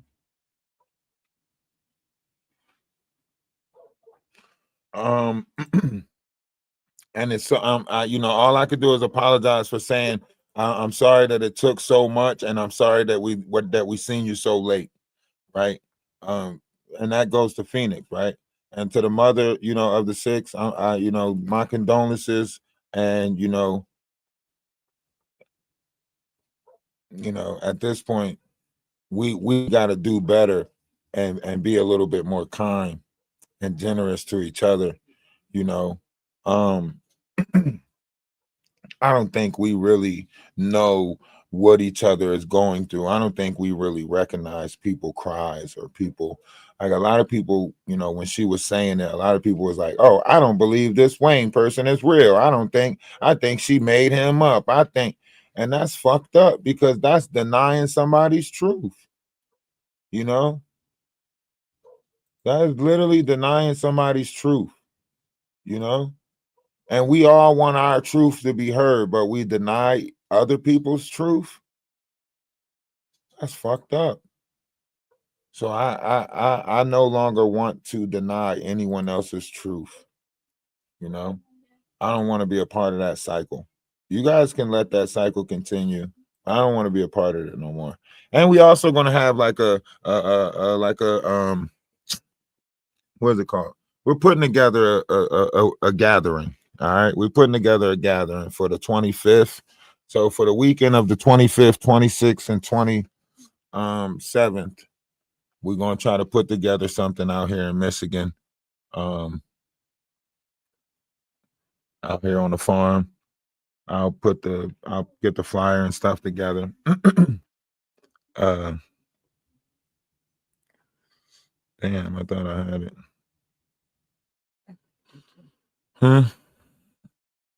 No, I thought I had it in this phone. It's not in this one. It's in. I thought I saved it in this phone. I gotta go save it.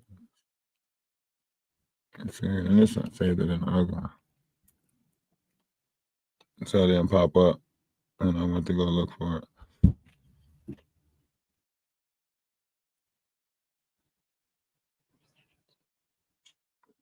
Jennifer Harris balloon released tomorrow. Okay, where at? At the McDonald's?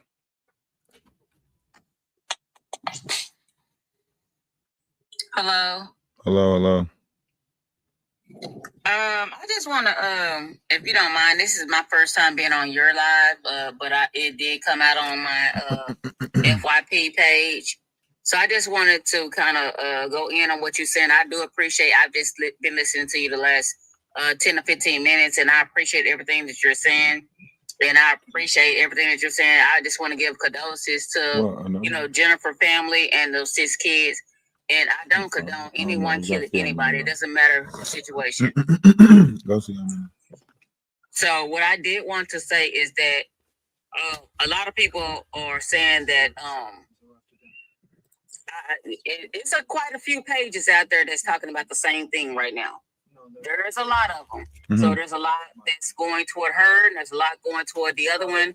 And I just want to say, at the end of the day, a lot of people don't understand mental illness, and they don't understand bullying. And they think that at the end of the day, they don't know what a person would do when they snap. And they said that, you know, if the girl had enough time to go home, well, they saying she went home. Nobody knows if she went home or not. That's, you know, her say, their say, whoever say. They don't know if she did that or not.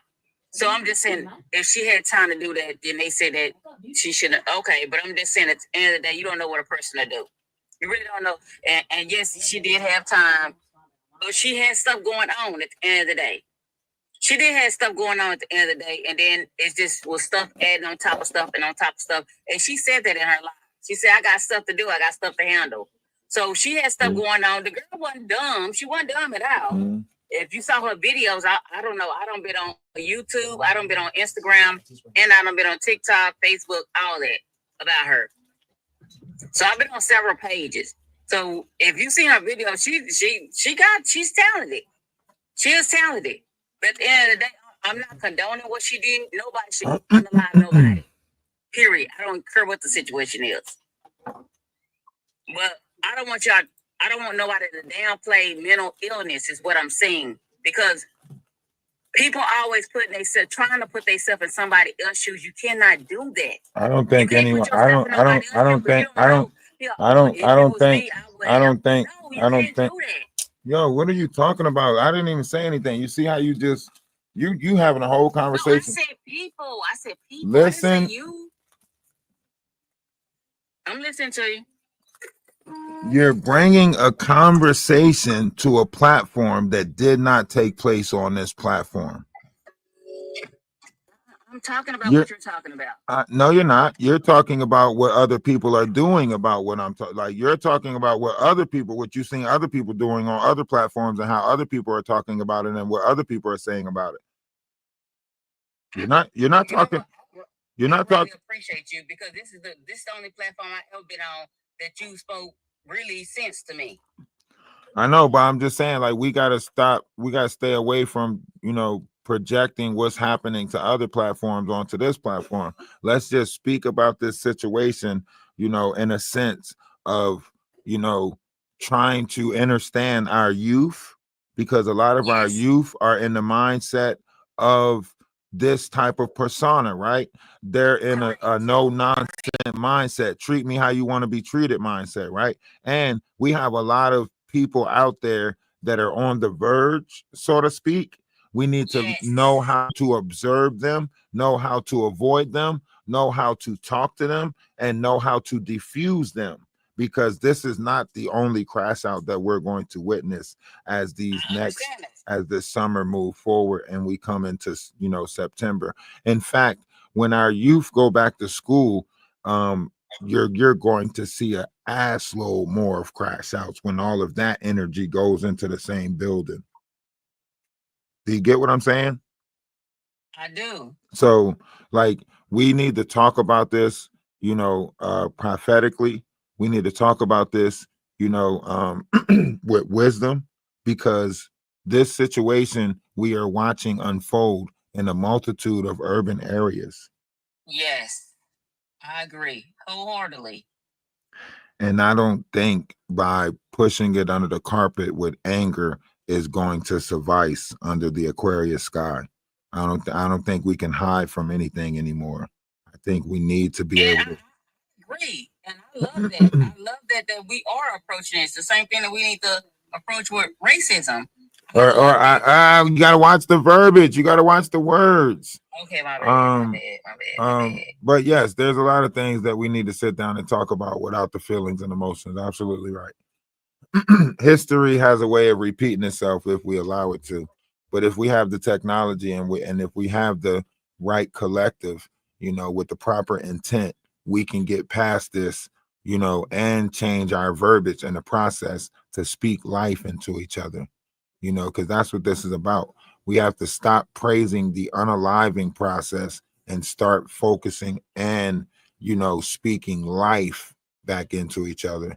And if anything can come out of this, can we use this situation as a way to be kinder, you know, can we use this situation to say that we owe it to each other to have a little bit more compassion, a little bit more love, a little bit more understanding, and a little bit more, you know, tenacity to say, I see you and I hear you.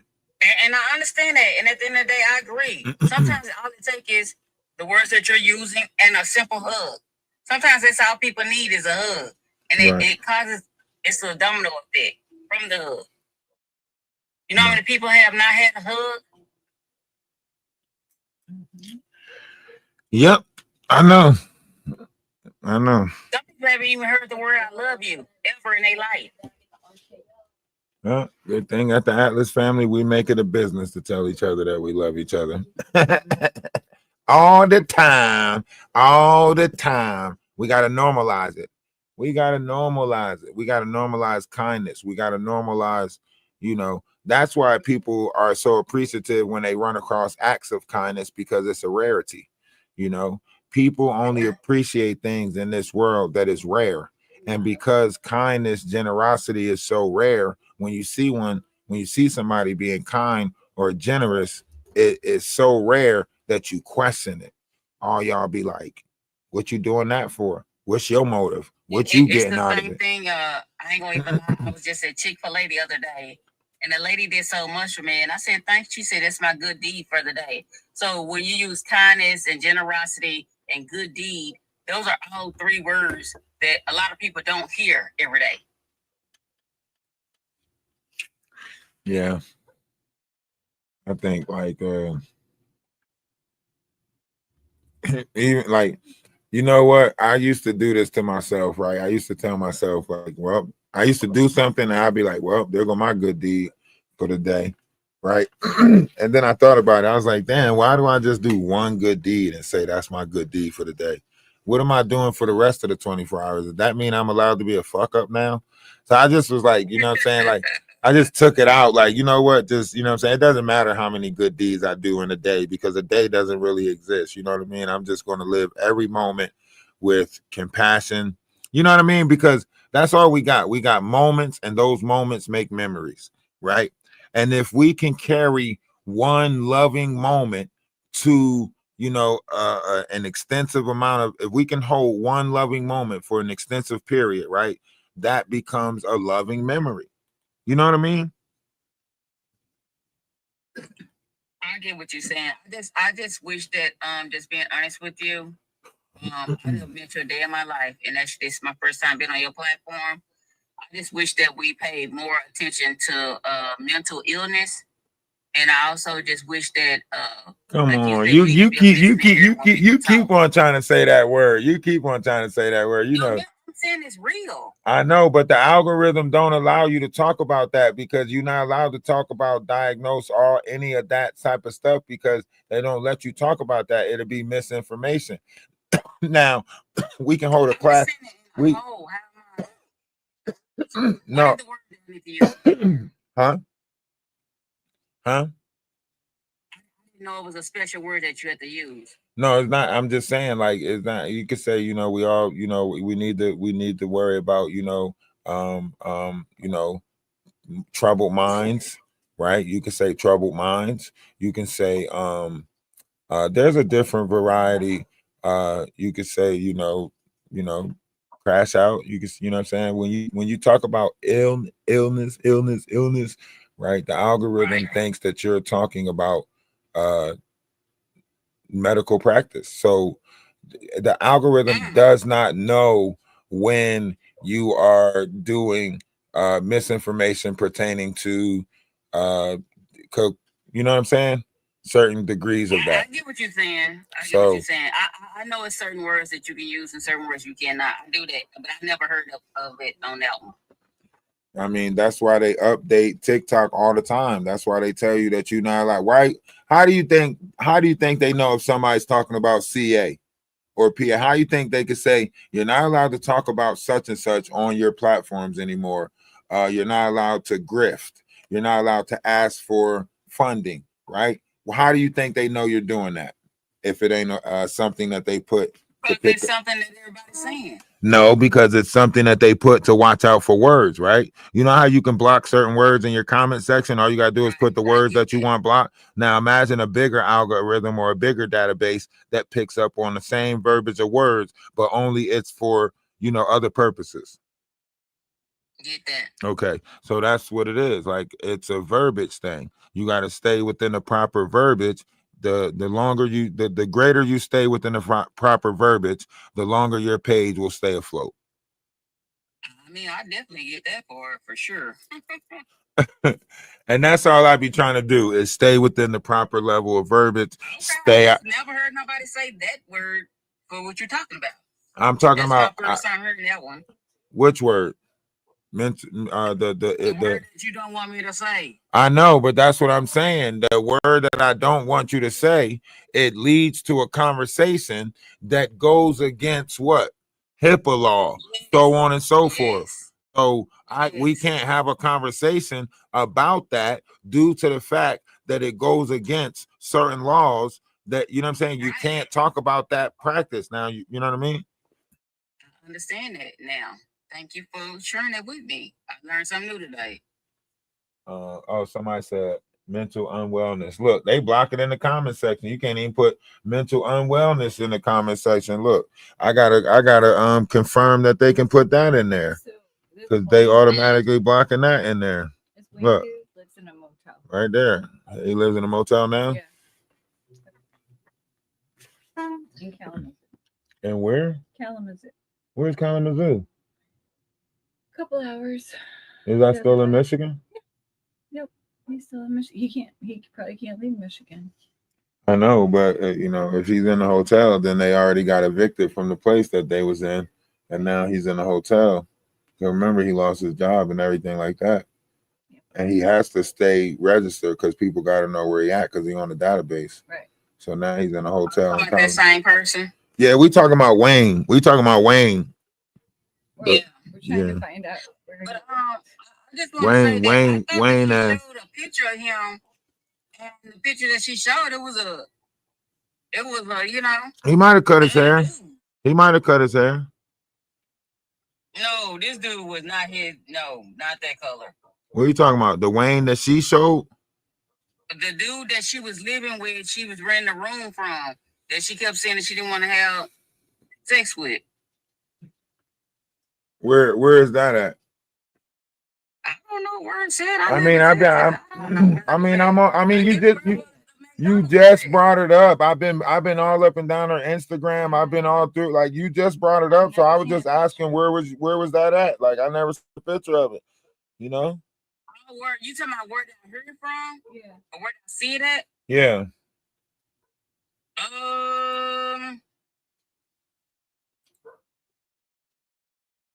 I want to say Instagram.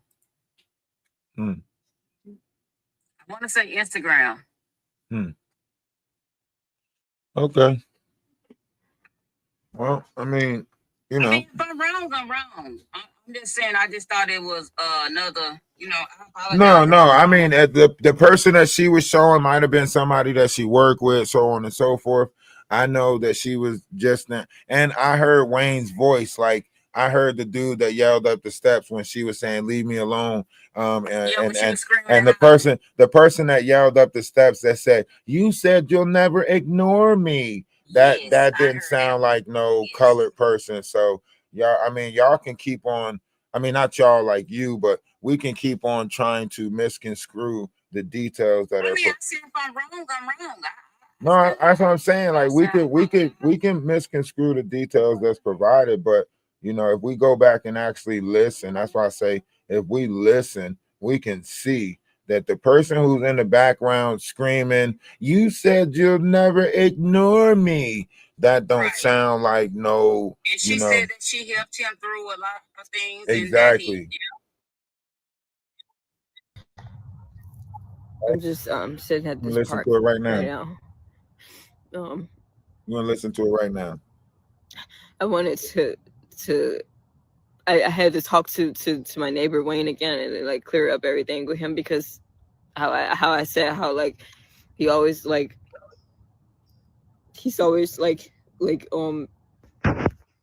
Look, he always like look at me a certain way or something, and I told him that like I don't want to have sex. I told him that. Situations that we looking at. So it's Because like the person that they might be talking about, you know, sometimes he would give me something to eat or something if I didn't make anyone on Instacart. So like this get that. person going from house to house. But I told him like I don't want him thinking that I owe him that just because he do that for me. In a year span, she could have had 3 different. I want him to think that I owe him sex. So now like no, not 3 different. After I told him that, it's like he's been crying and crying and telling me he think I use him. Dismissing everything that I do for him and did for him. Dismissing the fact that he had this condition that he'd been going through for a long time and nobody can help him. But me, I helped him get through it. And I cook, and you know, I don't have a lot of money, but I still make money at work, but you know, I don't have a car right now. I'm still working to get in a car. And he feels like I owe him sex.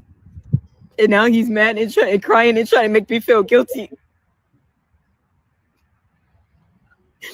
I need to just calm down. I'm gonna be okay. But I should have known.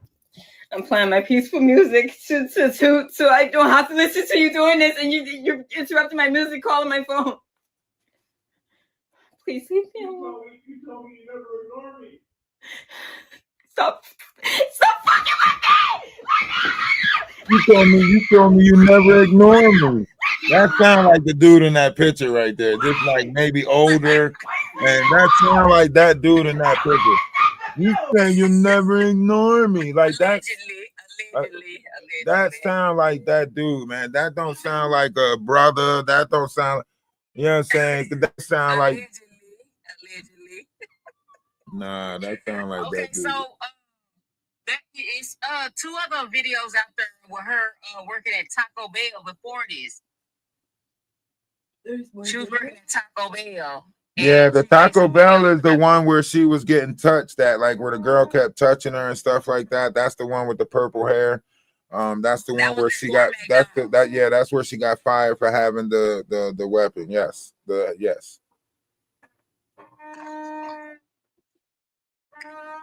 Wow. Ain't bad. But can I ask you a question? Mm-hmm. Do you really think a $25 million bill was right? The girl work at McDonald's. Come on, man. 25 million? That's even 2 million. They setting an example. That's a corporate example, like to show that nobody. They got to show that they protecting McDonald's workers, right? Otherwise, ain't nobody gonna want to be a manager. They can't get people work there already. Shit. If they show leniency on this shit, a lot more motherfucker, man. You got McDonald's managers right now walking around talking about something. None of y'all better not get the bright idea to do no shit. You know what I mean? So that corporal, they gotta let you know, like that they won't have certain things like this taking place inside their establishment, right? Now, if this would have happened at somebody's house, apartment, they wouldn't even be giving a fuck, right? But this shit took place on corporate grounds, right?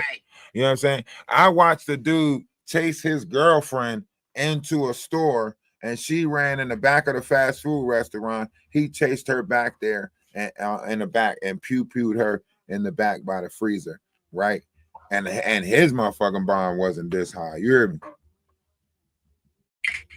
Same thing. We just had something like a week or 2 ago here, and he had a restraining order against her, and she came up to his job, and unaligned him at the mall.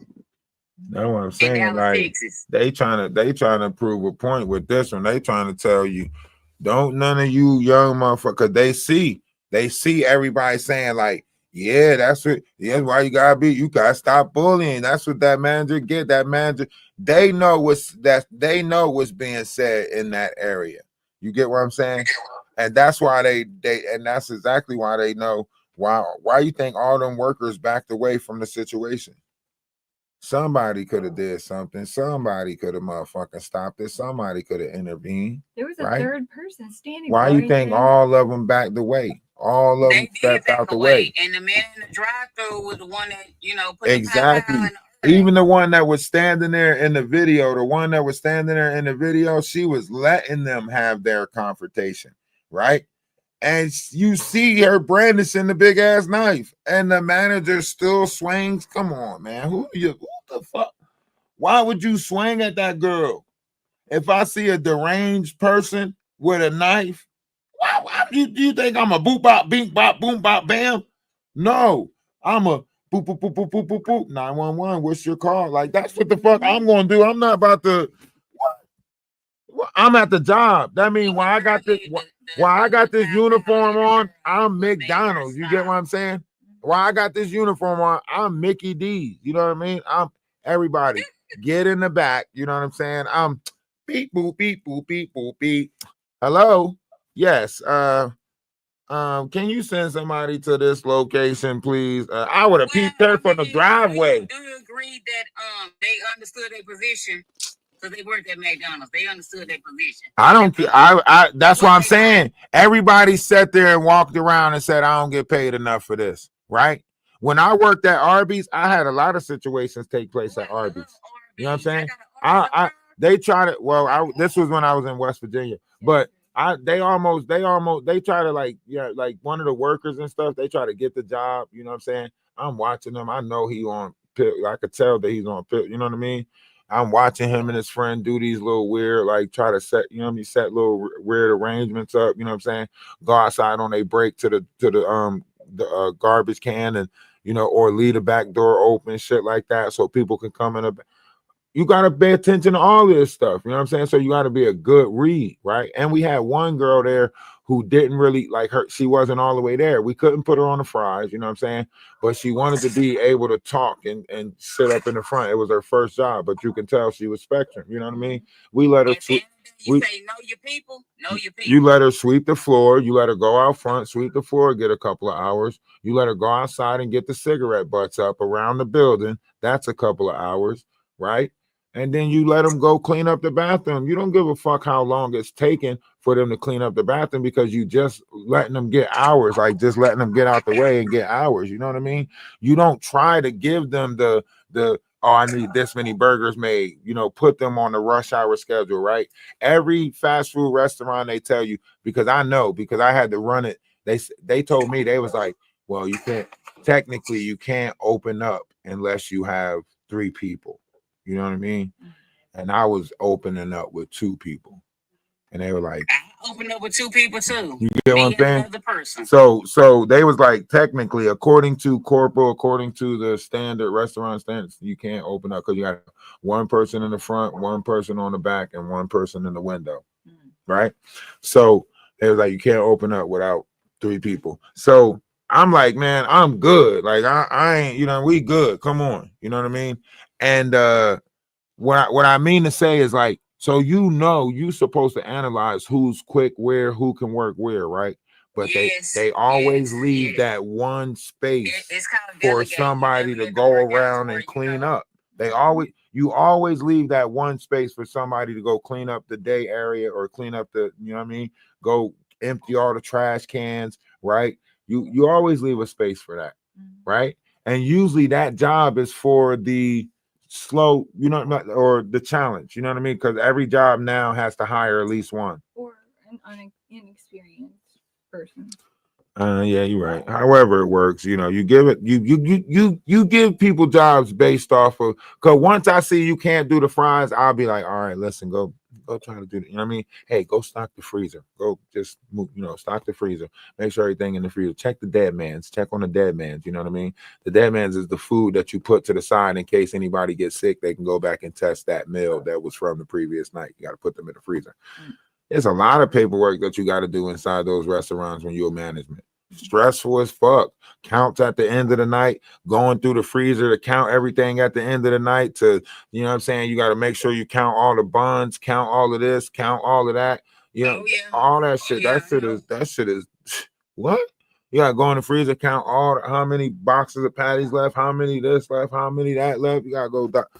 Man, listen, that shit gets stressful. So I can imagine, like, you know, I ain't got time to be paying attention to, you know what I'm saying, woo, woo, woo.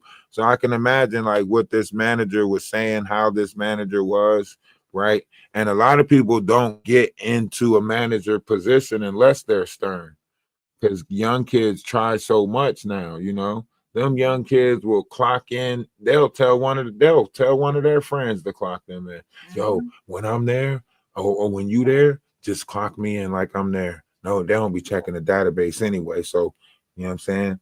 They'll do all types of I shit. remember doing that a long time ago, but yeah, okay. They'll do all types of shit. One time I worked at a telephone marketing company. Man, I clocked in one time, forgot to clock out for 3 days, got the whole paycheck for it, and I was looking like, I can just keep doing this.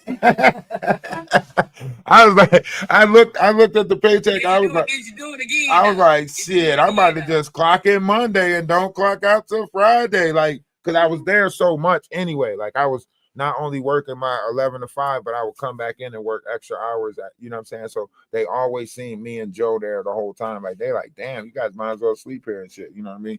I was always my time clock was always, you know what I'm saying? So, but some of the days I would just clock in and just not clock out for like 2 days.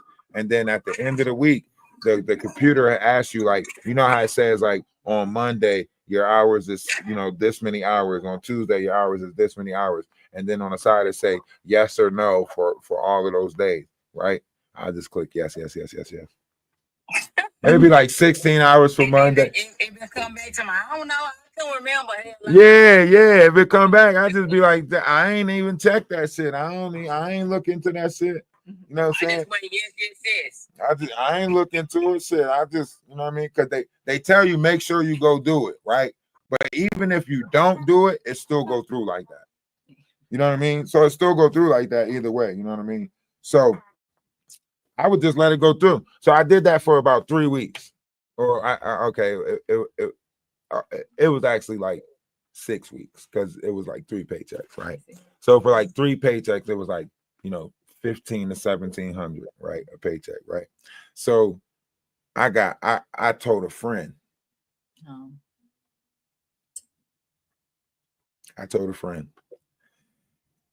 And that motherfucker told all these girls trying to show off. Next thing you know, I stopped doing it. Once I seen him trying to be cool and tell everybody about it, I was like, that's my cue to stop. That's my cue to stop. It's game over. Them motherfuckers started that investigation. All their checks got frozen and hey, they talk about, he gonna come to me talking about something. Did your money hit your card? I'm like, yeah, my money hit my card. Shit, I got about 800, 700 this week, or you know what I'm saying, on my paycheck. He's like, nah, he's like, nah, I'm talking about the extra hours. I was like, nah, I ain't put in no extra hours this week. Real. Talking about the extra hours. Nah, I ain't put in no extra hours this week. Wow, you put in extra hours this week? Hey, Getting greedy when they think they don't got away with something. Okay, I don't got away with it. Let me put some extra hours in. That's yeah. I was like, nope. I said that trick done sell. That shit done came and went. Now, cause I knew it. Like, his check got frozen. He knew he was being looked at and under investigation, and he want to try to bring the conversation to me. Nah, I ain't conversating about that shit. We talked about that shit one time outside of work, and that was the only time we talked about it. What you did from that point on, I told you, was what you did from that point on. After I told you the trick and the Jimmy, you responsible for your own actions after that. If you still tricking and jimmying, that's you, nigga. Don't try to bring me down. You're gonna try to come to me like, yo, we caught. No, we not, nigga. I got my check. You know what they call it? Dry snitching. You know what they call it? Dry snitching. You know what they call it? What? Conspiracy. No, because I don't know. They didn't catch you. They didn't catch Nah, you. look. One They time caught them. when I was working at Lowe's, right? I was working at Lowe's, and I was working in the outside garden section, right? And they had these pine needles and these wheat straws on the side of the thing, right? And they had them for $3.45 a bale, right? So when people would come in, they would buy, like, they would say, like, I only can get 10 this time or whatever, right? So when they get on the side and I have to load up the bales, you know, peep the person that I'm talking to, and then I'll be like, shit, you know, I'll throw an extra 10 or extra 20 on there right now, $2 a bell, you know what I mean? And so, you know what I'm saying? I would get like an extra, you know what I'm saying, 40, 60, $50 here and there, right? So one day this like tweaked out, you know, skinny, you know, YT kid, he kept on like bugging the hell out of me, like following me around, like, man, I don't got no gas money. I don't know how I'm gonna get, you know what I mean? I don't got no gas in my car. And I'm just like, bro, why you keep saying that? Like, I'm getting agitated. I'm like, why you keep saying that? Like, go, you know what I mean? Like, he's like, no, I'm just saying. So then the day will go by longer, and he'll do it again. Like, man, like as it's getting closer and closer to the end of the day, he's like, man, I don't got no gas in my car, man. I don't even think I can make it up the street, man. I just need like $10 for gas in my car. And I'm just like, listen, we don't get paid till Friday. I don't know what to tell you, man. I don't know what to tell you. So like he keeps saying this shit. So I get frustrated. I'm like, look, man, go sell some of that pine needle and wheat straw or something. I don't know what to tell you, but the next truck that pull up, go see if they'll motherfucking you know what I'm saying? Go give them some bells for some pine needle and wheat straw. You know what I'm saying? So so the end of the day come, right? He stopped saying shit about it after I said all of that, right? He stopped saying shit about it, right?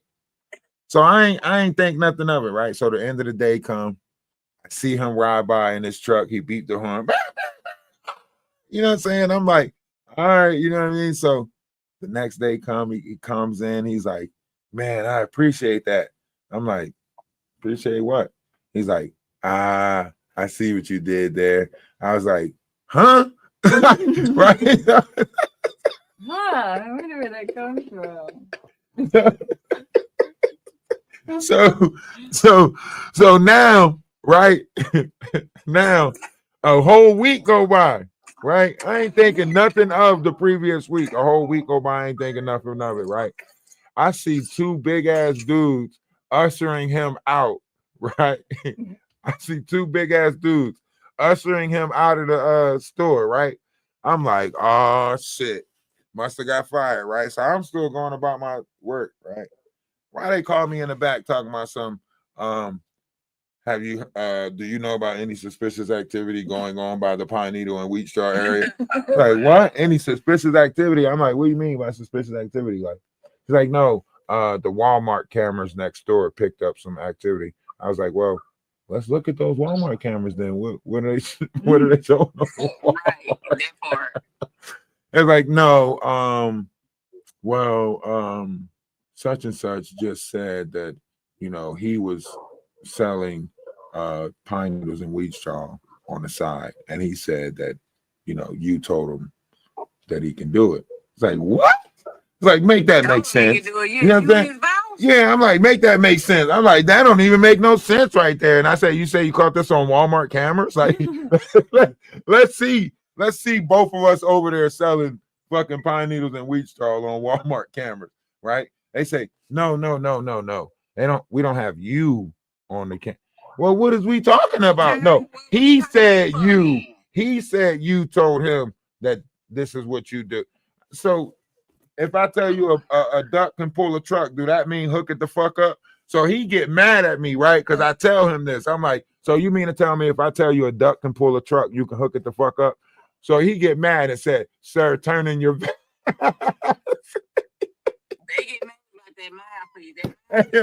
He said, sir, go ahead and turn in your vest. You know what I'm saying? So now I'm like, I'm mad. I'm kind of mad. You know what I'm saying? I'm like, well, I don't care. You know what I'm saying? Somebody got to give me my last check. I don't give a fuck. You know what I'm saying? I've been kicked out of places way better than this. All I know is somebody got to give me my last check, right?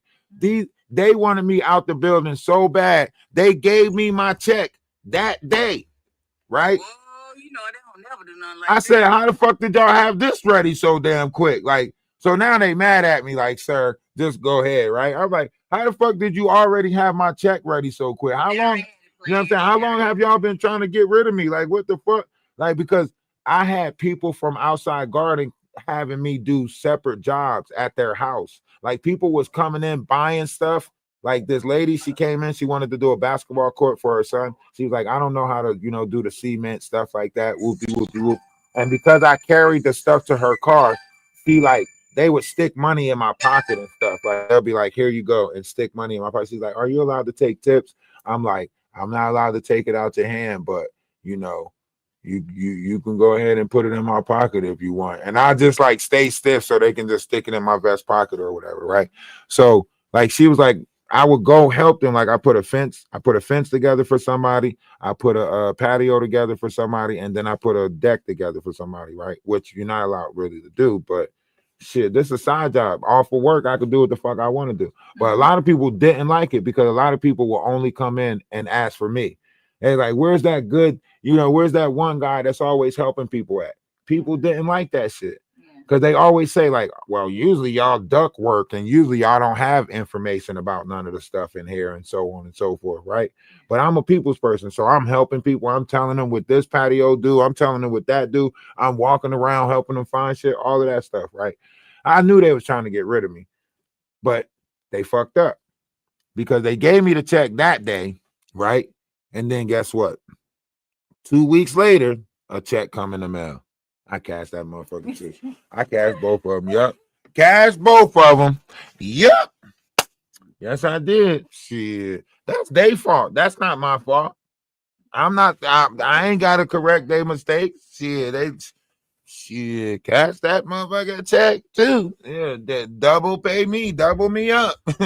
Double me up on the way out. Appreciate it. Shit. They try to call me talking about Mr. Boston. We think we might have.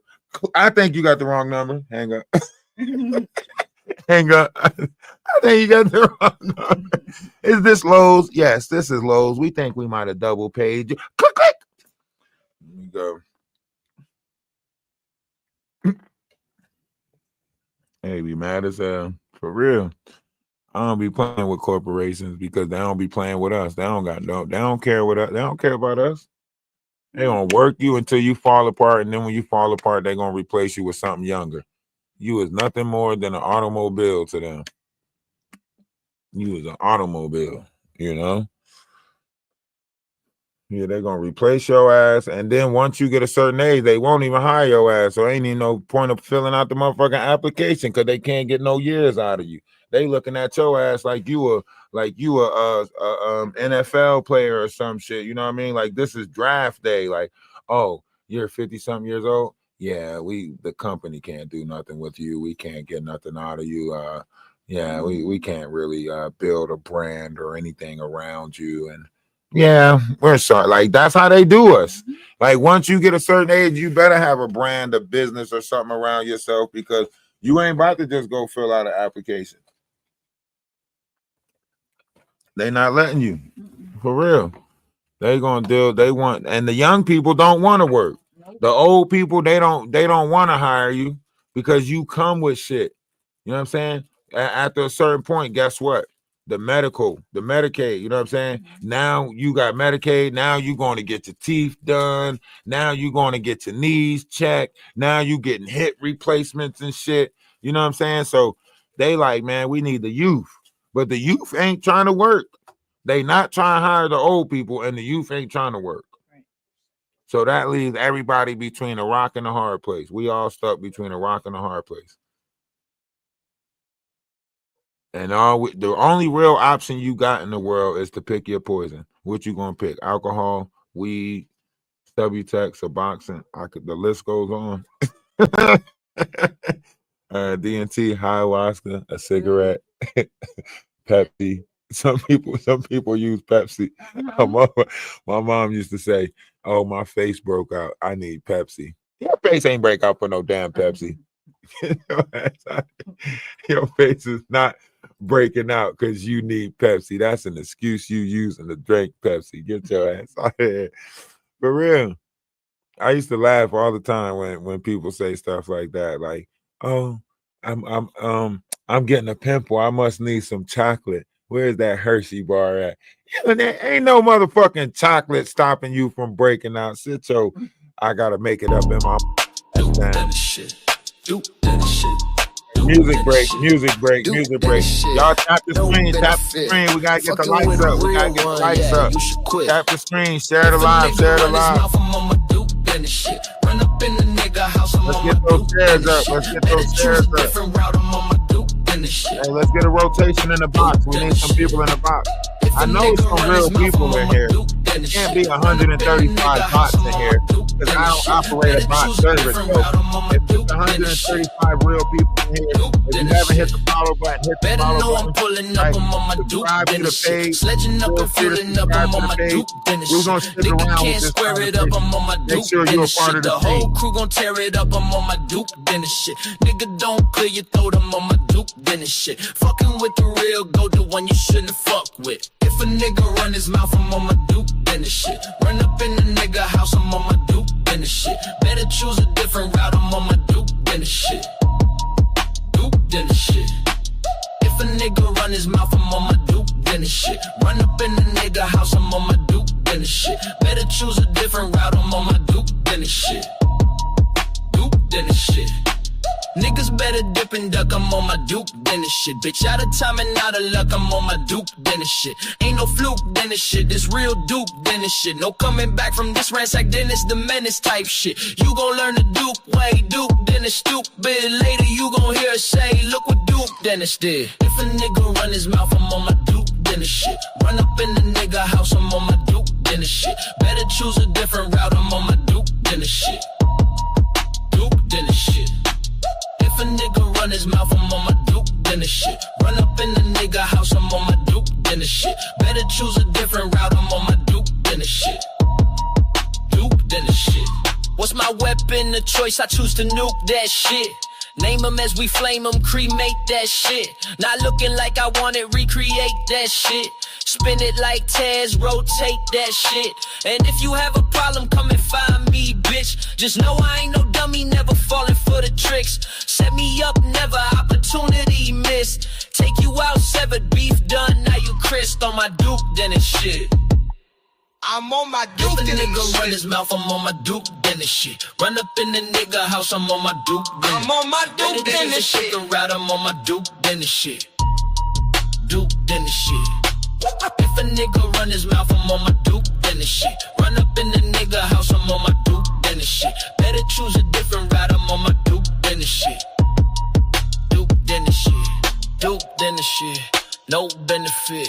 Fucking with a real one, yeah, you need to quit. Duke Dennis shit. No benefit. Fucking with a real one, yeah, you need to quit. Duke Dennis shit. No benefit. Fucking with a real one, yeah, you need to quit. Duke Dennis shit, no benefit. Fucking with a real one, yeah, you need to quit. Duke Dennis shit. Duke Dennis shit. Duke Dennis shit. Duke Dennis shit. Duke Dennis shit. Duke Dennis shit. Duke Dennis shit. Duke Dennis shit. No benefit. Fucking with a real one, yeah, you should quit. If a nigga run his mouth, I'm on my Duke Dennis shit. Run up in the nigga house, I'm on my Duke Dennis shit. Better choose a different route, I'm on my Duke Dennis shit. Duke Dennis shit. If a nigga run his mouth, I'm on my Duke Dennis shit. Run up in the nigga house, I'm on my Duke Dennis shit. Better choose a different route, I'm on my Duke Dennis shit. Duke Dennis shit. Better know I'm pulling up, I'm on my Duke Dennis shit. Sledging up and fueling up, I'm on my Duke Dennis shit. Nigga can't square it up, I'm on my Duke Dennis shit. The whole crew gon' tear it up, I'm on my Duke Dennis shit. Nigga, don't clear your throat, I'm on my Duke Dennis shit. Fucking with the real goat, the one you shouldn't fuck with. If a nigga run his mouth, I'm on my Duke Dennis shit. Run up in the nigga house, I'm on my Duke Dennis shit. Better choose a different route, I'm on my Duke Dennis shit. Duke Dennis shit.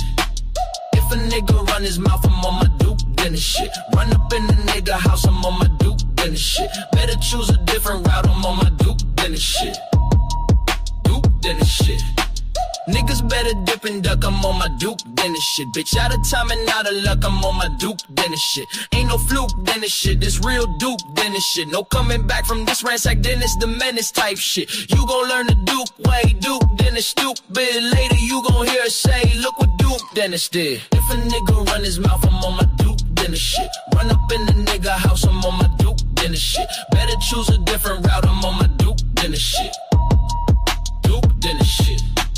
If a nigga run his mouth, I'm on my Duke than the shit. Run up in the nigga house, I'm on my Duke than the shit. Better choose a different route, I'm on my Duke than the shit. We've been journeying in the wrong direction this whole time. We've been journeying outside of ourselves. Why? Rough DaWise, talk to him. Spent a long time on here pushing out knowledge, wisdom, and understanding. Maybe this is the year right here. Energy. Go within. There's something inside of you. We gotta do better collectively, you know? Right? Energy. Go within. There's something inside of you. We gotta do better collectively, you know? Energy. The first stage is realizing that you are. That's the first step. Confront yourself. Realizing that you are. Energy. Spent a long time on here pushing out knowledge, wisdom, and understanding. They can't put negative notions on us. Think about it. Great things is happening, whether they want to believe it or not.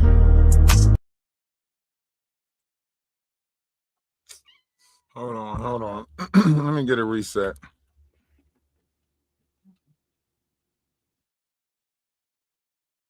Hold up. Numbers going back up. Hold up. We ain't getting nobody in the box.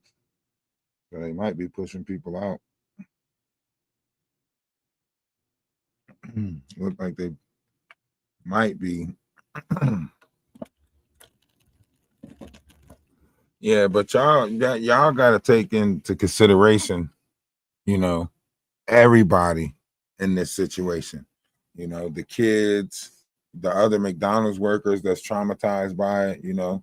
That McDonald's might be shut down for a minute because I wouldn't be going to work. You know what I mean? I'd be like, man, that's, you know, that's like, imagine that happening in the school. You know what I mean? A lot of people will step back like, damn, I'm not going to school today. Like, I don't want to go to school today. That energy that's in that building right now is, you know what I mean? Like, shit. Now, if something fall in that house, you know what I mean? If something fall in that McDonald's, you like, nah, hell nah, Jennifer, get out of here, Jennifer. Jennifer, you know what I mean? Jennifer might be the phantom of the McDonald's now, you know what I mean? So y'all know how we are. People might stop shopping at that McDonald's. They might stop going to that McDonald's, you know what I mean? Because people gonna be like, that shit got bad energy in there. I don't even want to eat a burger from there. Fuck around and eat a Jennifer burger or something. I don't know. Chicken nuggets might choke you and shit. That girl said they all was in the same Job Corps. She said 10 people from the same Job Corps already got taken out. What the fuck? Right? I know. What is y'all doing? What was y'all must have just thought y'all was just, how is y'all just, how is that whole group of people? That's a third. A third of them. A third of the group already been taken out. How? How? Randomly. And she talking about some, you know, that's the 10th person from our group that's been took. Oh, so y'all got a whole motherfucking disrespectful ass group, huh? It's a group of you disrespectful never mind. That's why you can't tell me shit, because I look at hold on. So all of y'all just fucked up like this, so it's 30 of y'all. Like y'all on it's some Final Destination shit if I ever heard it. You know what I'm saying? So Right. something just taking y'all out.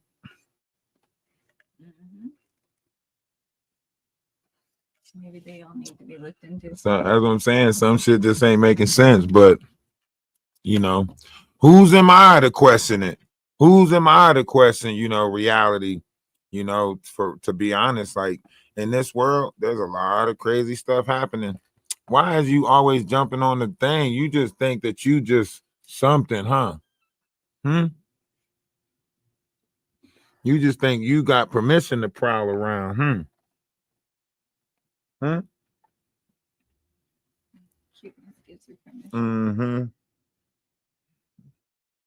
You keep on using this as a reason, as an excuse. Keep on jumping up on the table, doing what you want to do. You think because you're a cute bobcat. Yeah. Because we rescued a bobcat, you better be big. For real.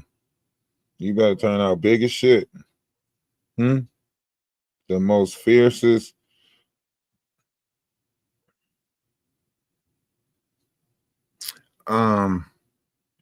I think we all owe it to each other to be kind, to be nicer. You know, the world is, you know, what it is already. We can do without being mean to each other. We can do without you know, trying to understand each other. You know, we should take the time to understand each other better. I don't know why we don't. You know, reality is already messed up. That's why a lot of people go to Comic-Con. That's why a lot of people use video games to escape it. That's why a lot of our youth stay in books and stuff like that, because they know reality's messed up. So they get the enjoyment out of escaping it in, you know, a Sword of Thief novel, or, you know, a Dean Koontz, or, you know, a Zachariah Stitchens, or, you know, all of that stuff. But you know, we don't really understand exactly what our youth is doing when they are, you know, using these different methods to escape what we created. You know, we created a reality that's based off of greed, gluttony, lust, and all types of other lower vibrations. You know, they want to be more loving. We teaching them, you know, not to bring a YT person home, or don't bring a colored person home, or we teaching them all this fucked up shit. We teaching them how to hate, and we get mad at them because they just want to love. And then we sit there and make it seem like it's okay. You know, they just want to love, and we teaching them how to hate, and we get mad that they just want to love, right? And I think that's wrong. I think that's wrong of us to try to pretend like we so loving and then fault them for actually being loving. That's wrong of us. We got to do better. You know, we got to do better. We got to want better for one another. We got to want to do better for one another. You know, that's the only way we really going to reap benefits. That's the only way we actually going to see the glory, you know, is to want better for one another, to have a little bit more kindness, to be a little bit more loving, to have a little bit more compassion, understanding, right? Some of y'all act like y'all outside of understanding stuff. I'll never understand that. I'll never understand that. I'll never understand that. I get it. Stubborn asses. That's why they used to call us the stiff-necked people in the first place. That's why Nas said they were surprised to see mountains with black faces. Shot out their nose to oppose what basically still goes on today. You see, if the truth be told, the youth can grow. They learn to survive and learn to change the goal. Nobody said they had to be doctors. Read more, learn more, change the globe. That's why he said that. That's why he said it. Yeah. And we got to get to it. We got to get to educating each other. We got to put education back into our society. We got to put knowledge and wisdom above a lot of stuff. A lot of y'all don't cherish knowledge or wisdom. A lot of y'all don't cherish, you know, people authenticity. Y'all don't cherish uniqueness. Y'all sit there and shun it. Y'all tell people, yeah, go out there and be whatever you're gonna be. Go out there and be the best that you're gonna be. And then when they go out there and try to be whatever it is that they're gonna be and be the best at it, y'all be like, I ain't say go do that. I ain't say this. I ain't say. So you set them up. So you set them up for failure. You set them up and told them to go be whatever they wanted to be. And then when they tried it, you said, nope, not that. And we keep blaming the youth. We keep saying the next generation, we made it easier for them. We told ourselves when we was younger, I ain't gonna do my kids like that. I'm gonna make it easier for my kids. I'm gonna make it easier for my kids. And now we made it so easier for them that we can't stand it. We made it so easy that now we can't stand how easy we made it for them.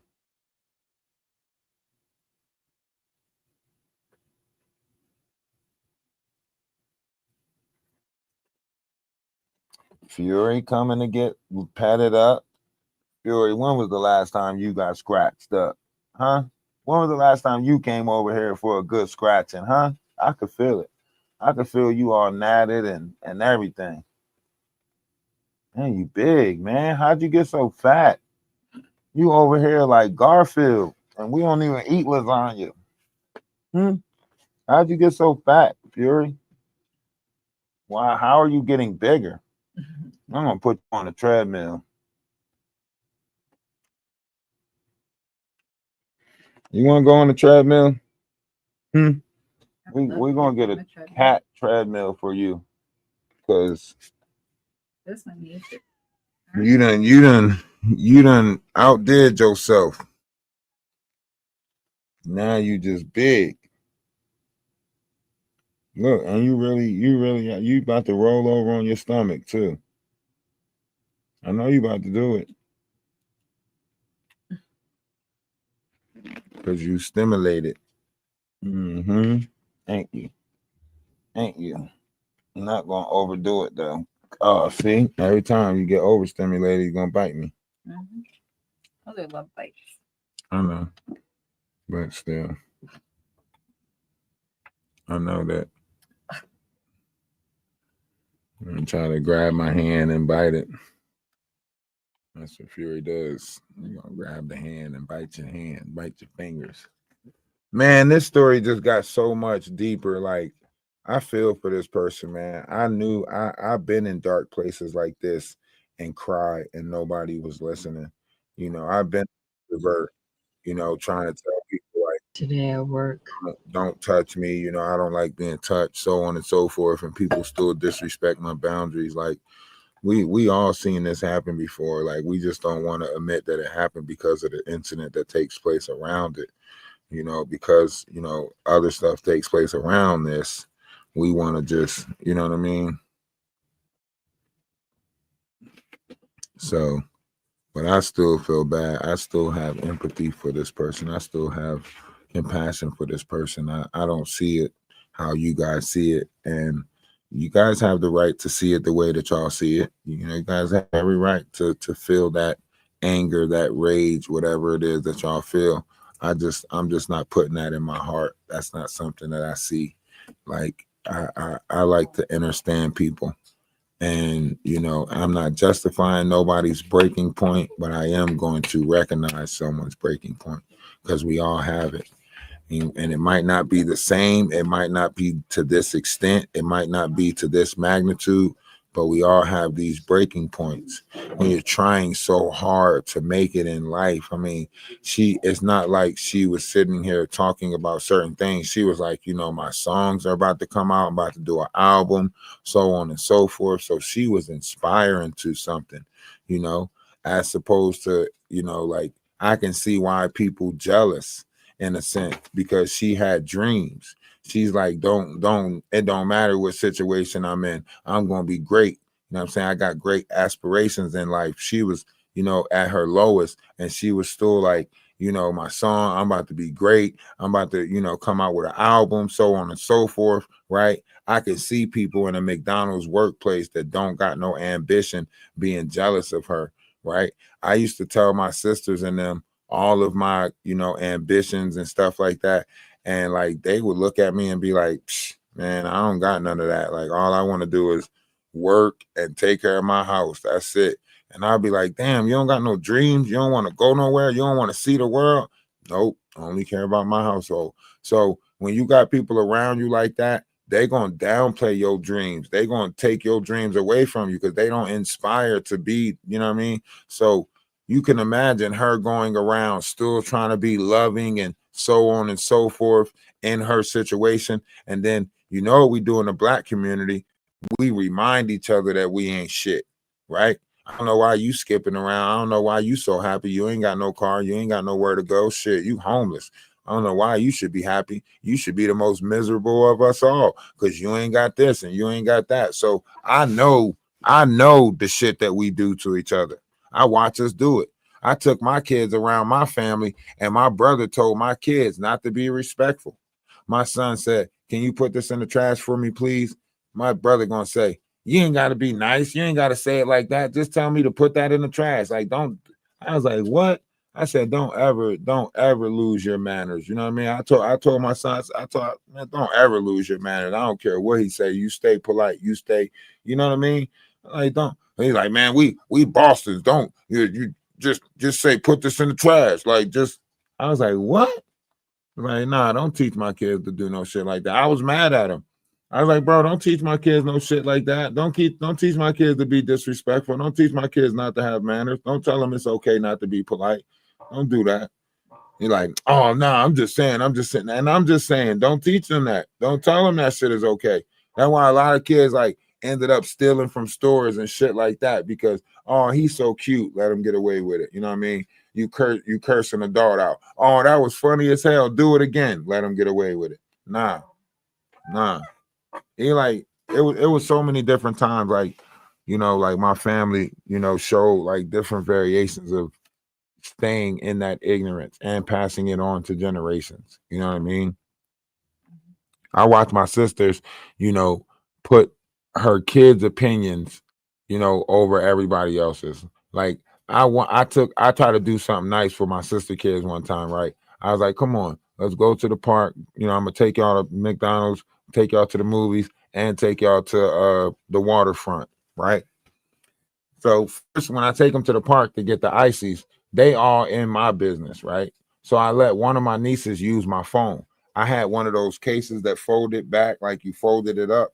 She bent the whole thing because she wanted to stand it up somewhere. So she bent the cardboard that's in the back. So when I get the phone back, I'm like, damn, why you do my phone like this? I didn't do it. You're the only person I gave the phone to, and it wasn't like this before I gave it to you. Don't blame that on me. Okay, cool. I see what you're coming with, right? Now this is a niece. This my niece. She, you know what I'm saying? 9 years old. So I'm like, okay, cool. So now I take them to the waterfront and we looking at geese, right? She arguing with me that a geese is a duck and a duck is a geese. I'm like, that's two different species. You know what I'm saying? Yeah. So we get back. I'm like at the waterfront, and I'm like, I'm not gonna argue with you about it. You know what I mean? It's simple. You know what I mean? Like, I ain't gonna argue with you about it. So she really get mad. We get all the way back to her house, and she called herself telling her mom on me, like I was correcting her or I was trying to blame stuff on her or this, that, and the third. So now I'm looking at my sister. I'm like, you already know, like I'm not about to, you know what I'm saying? Like that's a child. Like I'm not about to argue with a child. If you want to believe her story and come to me and question me about, you know what I mean? Like I did something nice for them. Like, so you can go ahead and believe whatever story you want, but you're not about to put me in an argument. You know what I mean? And it was the same thing. Like when my niece was like, "Oh, Uncle Run, I want you to go with me to the Pride thing," because my niece, you know, like girls or whatever. So she was like, you know, I want you to go with me to the Pride thing. You know what I mean? Because I helped my niece pick out her clothes, everything. I gave her like the fashion, you know what I'm saying? I was like, look, you in a great position. You know what I mean? You're in the in-between. So you can get away with these button-up shirts with the accessories and so on and so forth. You know what I mean? Like a regular guy can't get away with these accessories and wearing like, you know, making sure that your tie match your, you know what I mean, with your shorts and so on and so forth. So I gave her style, you know what I mean? I gave her a style that she can run with. And she was getting mad compliments and shit like that. So she was like, I want you to go with me to this Pride thing, you know what I mean, on Sunday. Now I did have previous arrangements to go to church, but because she wanted me to do that, I was like, all right, I'm gonna cancel the church and go with you to support you, right? So when I get to my sister's house to go, right, my sister gonna say, oh, she didn't tell you? I'm like, what would she have to tell you? What would she have to tell me? Oh, she didn't tell you that I was going. I told her to tell you that I was going. Why would you make her tell me that you going? Why would you, you know what I'm saying? You being the adult, why would you make her have to tell me, right? Knowing that she gonna be like, knowing that a kid gonna be like, no, because I don't want it, you know what I mean? So why wouldn't you tell me as the adult, right? So she wanted to make it seem like I didn't support my niece, and she supported it because she felt something on the inside, because she always thought it was a phase that she was going to get over, because she was fighting something on the inside of her, because when she was younger, she also went through that phase and got over it. So she assumed that my niece was going to get over that phase, but Do you get what I'm saying? Yeah. So she was fighting with that on the inside of herself. So she tried to make it seem like I was the one that was not supportive of her. Like she tried to be like, your uncles don't support you, you know, so on and so forth. And I was like, why the fuck would you tell her that? So then she tried to make an argument about it. And I was like, I am not about to argue with you about that and about her, because that's going to make it seem like we're arguing about her. Like, do you not see what you're doing? And I'm telling her this, like, I'm not about to argue with you about, you know what I'm saying, her situation. Like, that's her situation. Whatever it is, I support her. Like, you're not about to make this an argument with me. And she got mad because I said that. I'm like, what? Like, do you know what you're doing? Like, if we sit here and argue about this situation, like, I understand both of us can't go, and I understand that you did it with intentions of trying to show that you're, you know what I'm saying? Because she was telling my niece, like, oh, your uncle don't support you like the people in this house do. But really, the people in the house didn't support her. You get what I'm saying? Because the people in the house was making fun of her for being light-skinned and high yellow, because she was the only light-skinned one out of the bunch. The same shit that they put me through when I was younger. My whole family called me, you know, the milkman's kid, because I was the lightest one in the house of all the kids. I was the lightest one. Call me light bright, shit like that. Now I'm watching them do the same thing to my niece. And then I'm like showing her that I care, showing her, and then then my sister sitting there backbiting, like, you know, he just going to, you know, do like everybody else do and leave and so on and so forth. No, because you're pushing everybody away to try to make it seem like it's only that household. So when we walk away, you try to make it seem like it's us, but really it's y'all pushing us away from getting to know them, because you're keeping them in the ways that you want them to be, because it favors you to keep your kids like that. And they mad because I tell the truth about shit. Like, I you know what I mean? Like, despite everything, like, my kid's graduating. You know what I mean? And like, I hate to say it like that, but a lot of people don't like the fact that the truth is, I like to walk in the truth. I like to be honest about shit. You know what I mean? Like, I don't try to perpetrate, like, I just do what's right. You know what I mean? Like, even here, like, I go feed them animals every morning because it's the right thing to do. It don't have nothing to do with people. Should I, like it's like me saying, like, you know what? Because you pissed me off, the animals can't eat. What? What them animals do? You know what I mean? And people do that in this world. They go find shit to take it out on. Men do it. Men sit there and get into a fight in a relationship, and then they go to the bar and wish a motherfucker would. And they'll call their significant other and be like, you see what you made me do? I done fought 5 people at the bar today. You made me do it. What? I never understood none of that shit. Motherfuckers go to the gym and put their anger or put all their frustration into aggression, and then they wonder why they go out in the world and transgress anger towards people, because that's your outlet. That's what you're doing. Right now, people are using online to transgress anger. So the hatred that they have inside of them, they're getting online and talking shit to people and jumping in people, you know what I mean? Like, so you'll see that online now, where people are using disguises or hiding behind profiles in order to push out different variations of hatred. And then they make it seem like, you know, that's what online is for. You know what I mean? They don't respect that they're fucking up people's energy and, you know, causing turmoil in each other's lives by doing it.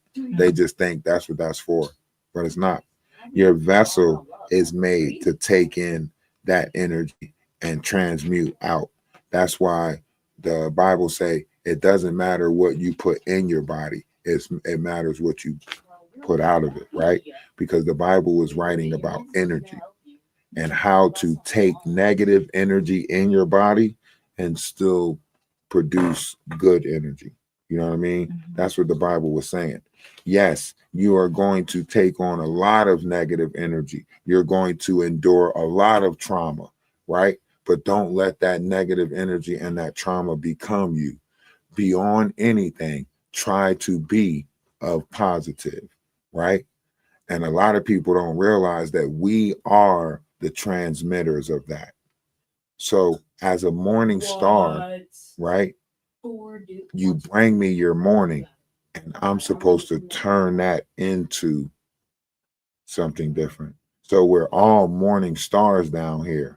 That's why people feel comfortable bringing me dark secrets or telling me, you know what I mean?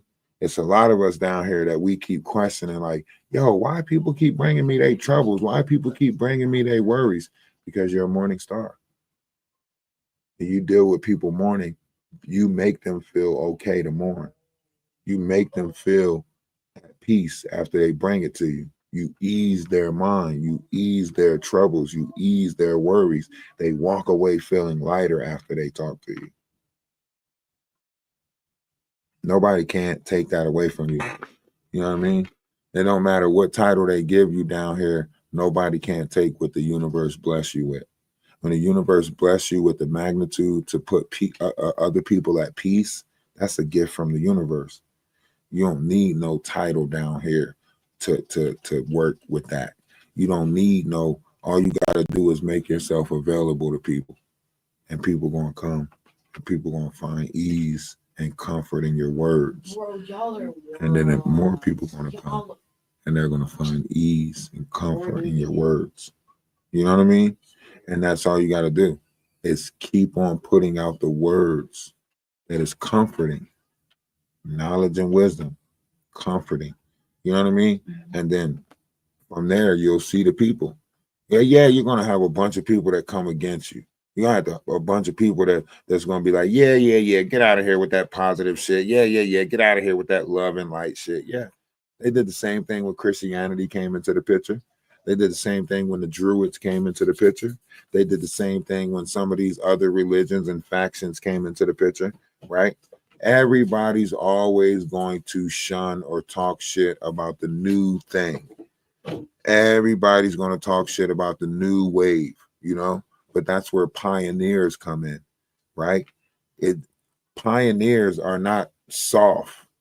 Pioneers are not, you know what I'm saying? It's the reason why they become pioneers, right? If you're a pioneer of this new age, you're going to have a hard, you know what I mean? You're going to have the shield of truth. You're going to have the protection of the universe around you. You know what I mean? If you're a pioneer of this new age religion, of this new, you know, Christ-like Christianity, you know, Christ-like consciousness, Aquarius sky, I guarantee you the universe put a layer of protection around you that nobody can break. You know what I mean? But that's why they push spiritual people to the breaking point, because they can't touch us.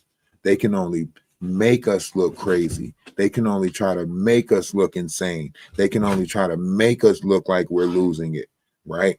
Just like they did this young lady. You know what I mean? All her kindness, all her generosity, they never paid attention to. That 6-year-old that she forced to go to the hospital and found out that she had skin cancer, and she saved that 6-year-old life, they don't want to look at that. But when she do something bad, they'll fucking crucify her for it. Do you get what I'm saying? All the goodness that she did, all the helping that she did, the fact that she was trying to help Wayne, even though he was a fucking PDFer, all of that shit, right? They ain't gonna look at that. They don't care about that, right? The fact that she was carrying birds and, they don't give a fuck about none of that. They're gonna look at that as weird, crazy, right? Oh yeah, see, something was wrong with her because she was talking to flies. Something was wrong with her because she was grounding. They all say that. They all say that. They all going to think because you're different, something's wrong with you. You know? I'm pretty sure, Albert Einstein and a couple of other people who straddled the fence of, brilliance. I'm pretty sure they looked at them weird.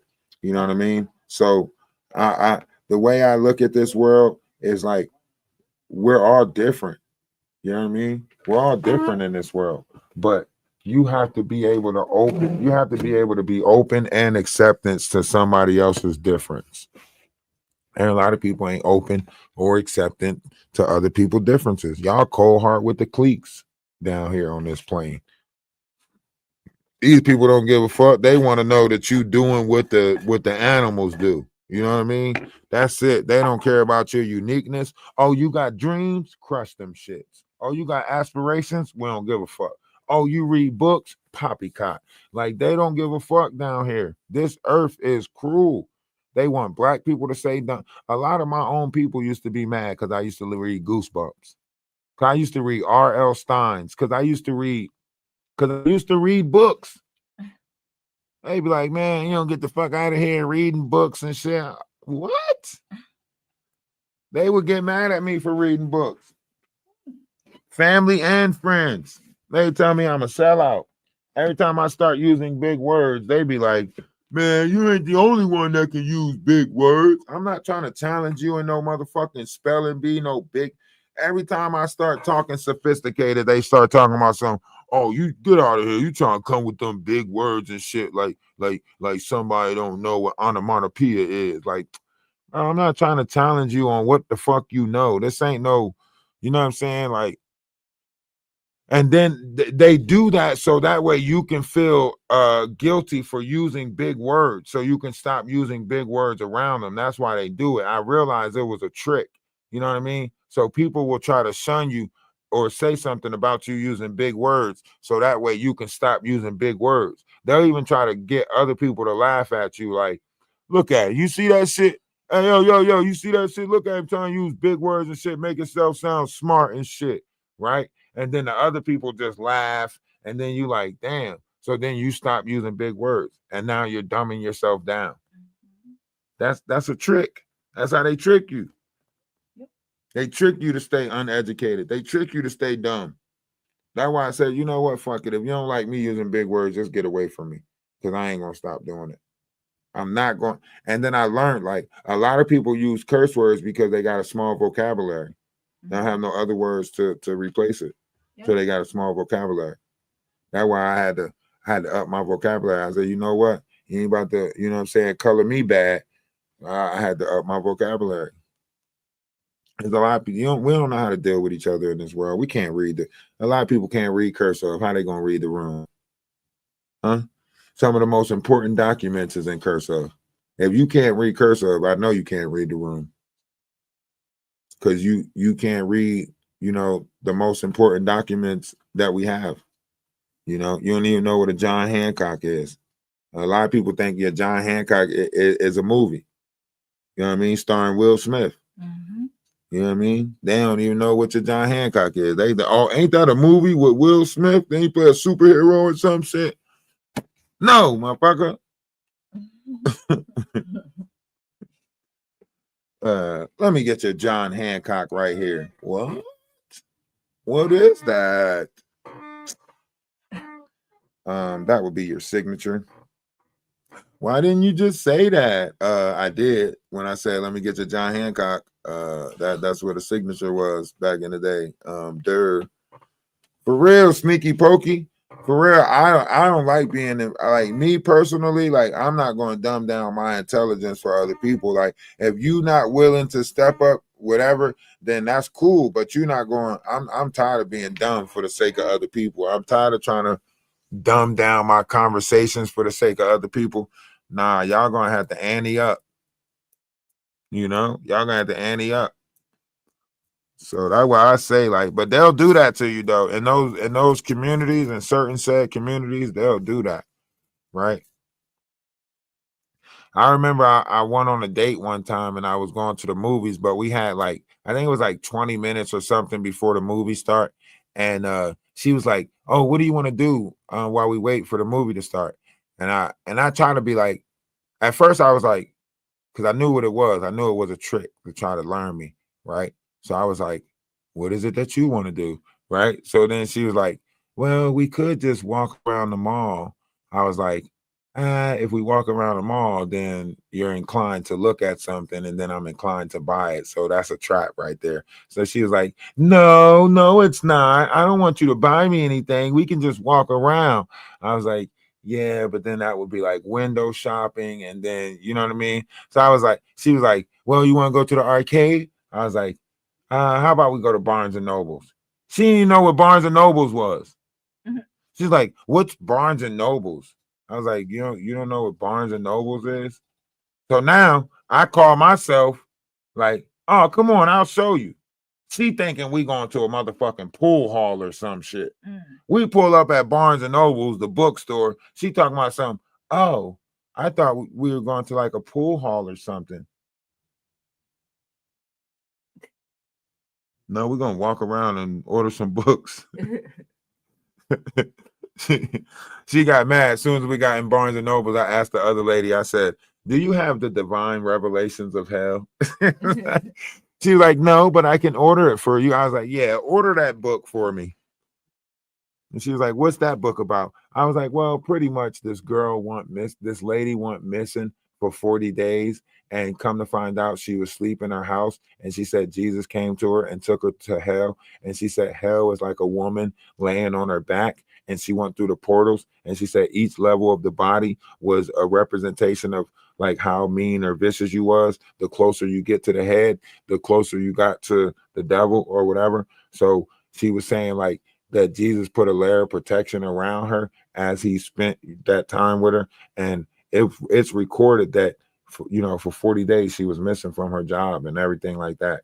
And when she woke up after 40 days, that was the book that she wrote, The Divine Revelation of Hell. Yepper. It was a good read though.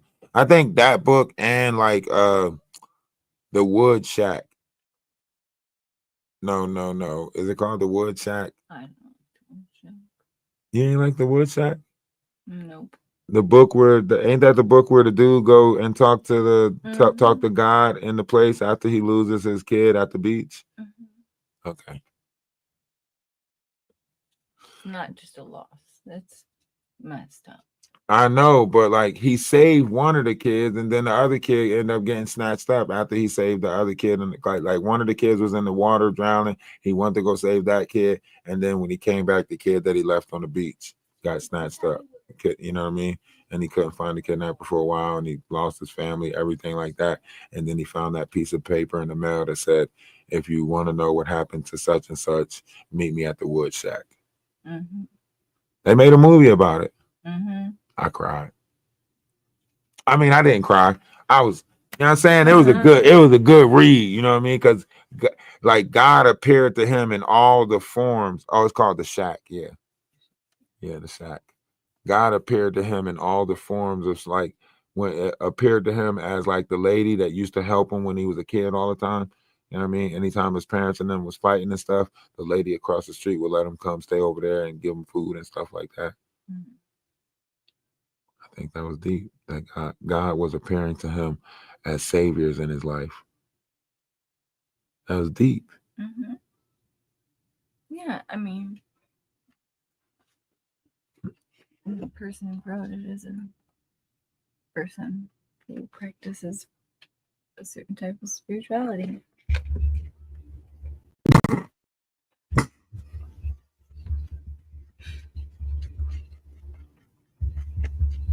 That's where Jaguar tried to steal the idea of her book from. That's why she stole it and called her book The Wood Shack because of the movie The Shack. Yes, but and that's because of Beverly, because she had to have something similar, right? exactly. That's why I said like they've been grifting and playing on this shit for a long time. That's why I say if a person that's knowledgeable actually knows, they can see what they've been playing on. Like, look at this dude Wayne. This dude Wayne wrote her a Lil Wayne lyrics. He said, I'm just a soul that is misunderstood, or I'm just a soul whose intentions are good. Please, Lord, don't make me be misunderstood. That's on a Lil Wayne verse, right? And when she's sitting there telling him about himself, he used a Lil Wayne verse in a text message on her. That's fucking gaslighting. That's playing with somebody's mind. That's like me sweet talking you with fucking Brian McKnight or some shit like that. That's like me writing you a letter and using lyrics from a song. Right. Yeah, it's narcissistic. He for sure was a narcissist. That's like me telling somebody like when the Eagles, when that's like me saying like, when the eagles forget how to fly and it's 20 below in July, when violets turn red and roses turn blue, I'll still be in love with you.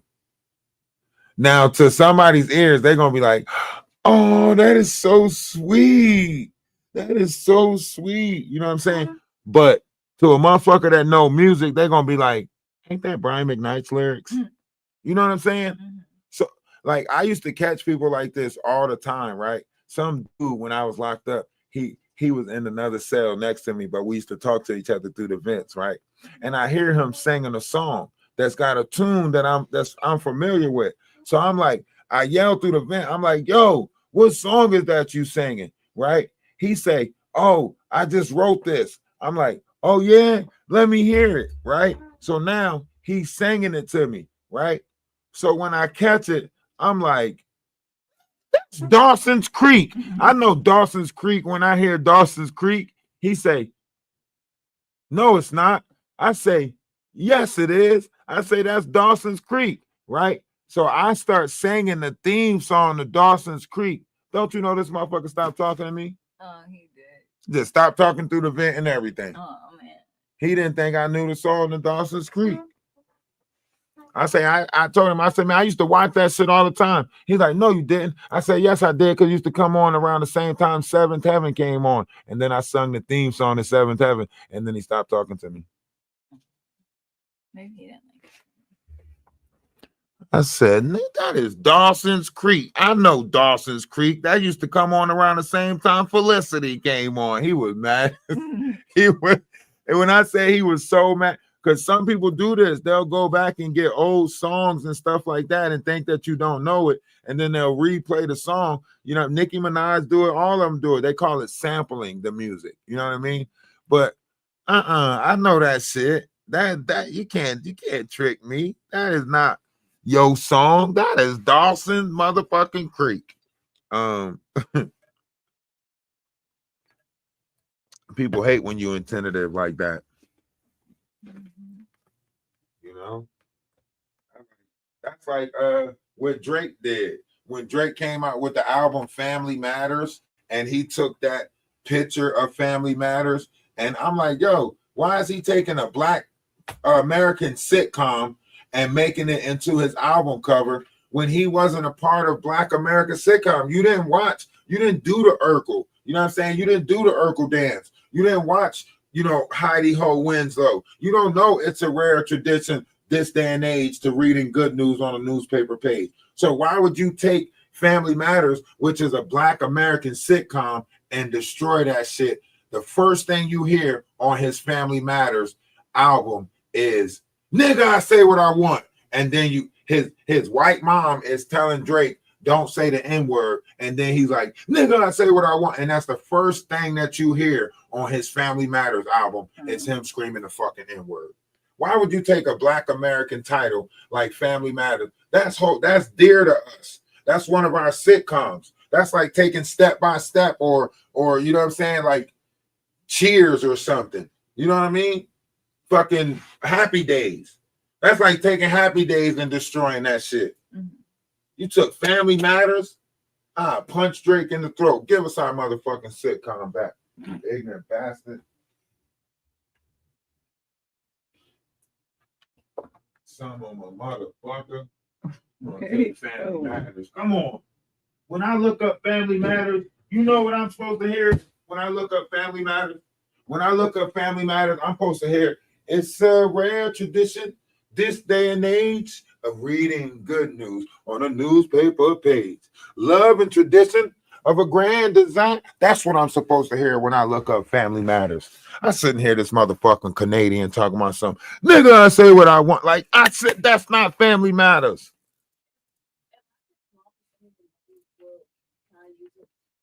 For what? 29 cents. Because I had gone to $5. You gonna have to wait. I put 29 cents, bro. You about to text your mom for 29 cents? Nah, bro. I can't let you do that, bro. You bugging. And yeah, you right. She probably do got 29 cents. I don't think she can send you 29 cents. I don't think you can send 29 cents on Cash App. I don't think that's how that works. That shit just sound crazy. If somebody called me and asked me for 29 cents, I think it's a game. I will curse your ass out. You call me 10 o'clock at night and say, can I get 29 cents? You know what, motherfucker? I got your 29 cents right here. I got you. Come get it. Come pick it up. Come get it. It's right here on the couch. It's right here. I got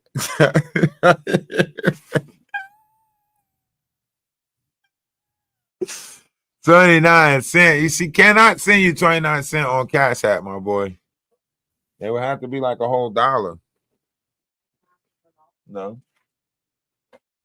Can you be patient? Huh? All right, cool. Because that's all it really is you not wanting to be patient. I told you spoiled. You know you spoiled when you say I gotta call somebody for 29 cents. That's why only a spoiled person would say I can call somebody for 29 cents. Only a spoiled person would say that. That you would disturb somebody this late for 29 cents. How you know? You're gonna ask her for 29 cents. So all right. So when you ask her for that 29 cents or that $1, right? And she send you a whole, you know what I'm saying? I gotta pay this, I gotta do that, I gotta take care of this, I gotta take care of that. When she send you that type of text message back, or when she just say, you know, ask your dad. When she say that, then what? When she tell you to ask me, then what? Oh, then you'll just ask me tomorrow. So why not we just eliminate her and going through that, and you just ask me tomorrow? How about that? How about we just skip to that part and you just ask me tomorrow? All right.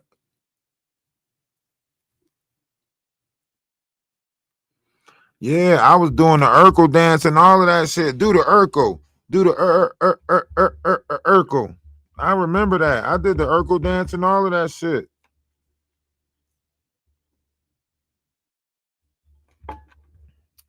All right, TikTok. Look, we gotta go play the game for a little bit, okay? We talked about this today, and we're gonna talk about it some more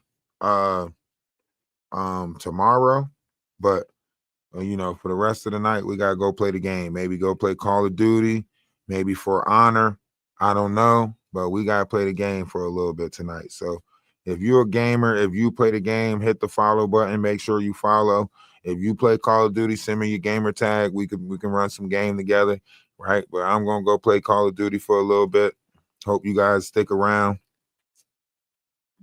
I'll stream it. I'll stream it on TikTok. On TikTok. Hey, YouTube, y'all know what it is. I see some of y'all in the Discord. I see the Discord done got quiet. I see y'all don't rock with me as tough now that I'm not talking about Maggie and all of that dumb shit. But it's okay though. I needed some of y'all to show that y'all was only here to keep that drama going anyway. So that's why I stopped talking about her for a week. And I knew that, we need to stop talking about her for a week. I knew that was a lie too when y'all said, stop talking about her for a week. We need to just stop talking about them for a week. I knew that was a way of y'all just trying to push me out of the little wave that was going on, but I never wanted to be a part of that wave anyway. I knew that everything was, a plot and a ploy for the Jaguar right sector. I knew a lot of y'all was, just sitting around wanting me to keep that bullshit going. I know a lot of y'all was just here to try to keep me in negative notions of myself or whatever the case may be. And that's probably why the level of activity stopped in the Discord or whatever the case may be. And that's okay. We're still gonna do what is due. And that's why I want back over to TikTok to reopen back up my page over there to finish building numbers and stuff like that. Because I see the game that y'all was playing over here on YouTube. Y'all wanted me to jump through loops. Y'all wanted me to prove stuff to y'all. Y'all wanted me to expose my life to y'all so y'all can exploit and y'all can make y'all judgment and y'all can, I know the game. I know what y'all was doing, but that's okay though. Because we're still moving forward with, peace, prosperity. And, you know, it's okay if y'all stop donating, you know, to support the growth on the farm. It's okay if, you know, y'all stop whatever it is that y'all stop doing, however y'all stop doing it. It's okay. It's okay. It's been a while since I seen a lot of y'all, you know, support. Y'all just really keeping track to try to see if I fail. Y'all really just keeping track to see if I fail. Y'all tuning in every now and again to see, you know, y'all waiting for me to break, but it ain't gonna happen, you know, because the universe put a task on me. The universe is always going to send me people that actually want to help, you know. So it's okay. I want y'all to stick around. Why do you think the Discord is open? I want y'all to stick around. I want y'all to see beyond anything else. Y'all can't stop it, and y'all don't get to dictate who the universe deems get knowledge and wisdom. Y'all don't get to determine who gets to push out knowledge and wisdom, and y'all don't get to determine the level of knowledge and wisdom this world is supposed to have. So y'all can stay detached from consciousness. We're going to stay attached to consciousness, stay within love, light, and unity, and keep moving towards positivity. And we are going to have a greater collective and a greater notion together. And I'm glad a lot of y'all fell by the wayside. And I'm glad that I'm not bringing y'all drama anymore, or at least the drama that y'all want. I'm glad that I'm not going back and forth with, you know, Maggie, Donat. Like, I'm glad that I'm not doing that. And if I lose a couple of y'all on YouTube because that's not my direction, then I'm okay with that too, right? So I appreciate y'all. I know that, you know, everything is not meant to last forever. So I appreciate y'all for the time that y'all were meant to come into my life, and I, you know, whatever the case may be. So I'm grateful for that. But for everybody that's, you know, walking away from this journey or turning their back on this journey, or whatever justification in your mind that you're doing, right?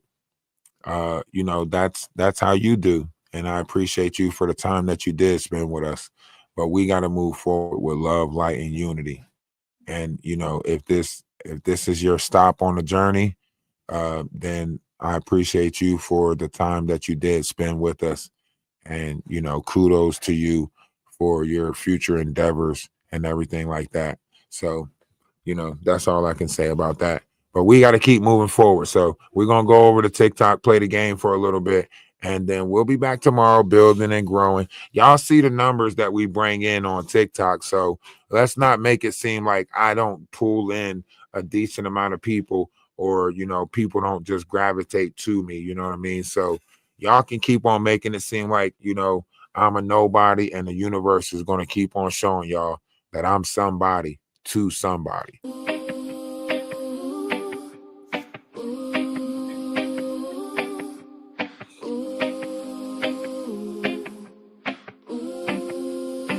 They try to take us out of history, try to replace us with a mystery. Sometimes you wonder, how could this be? They still try to keep us down. They wanna take away our good land, ancestors' bones powdered like dry sand. Replace your home, your God, your food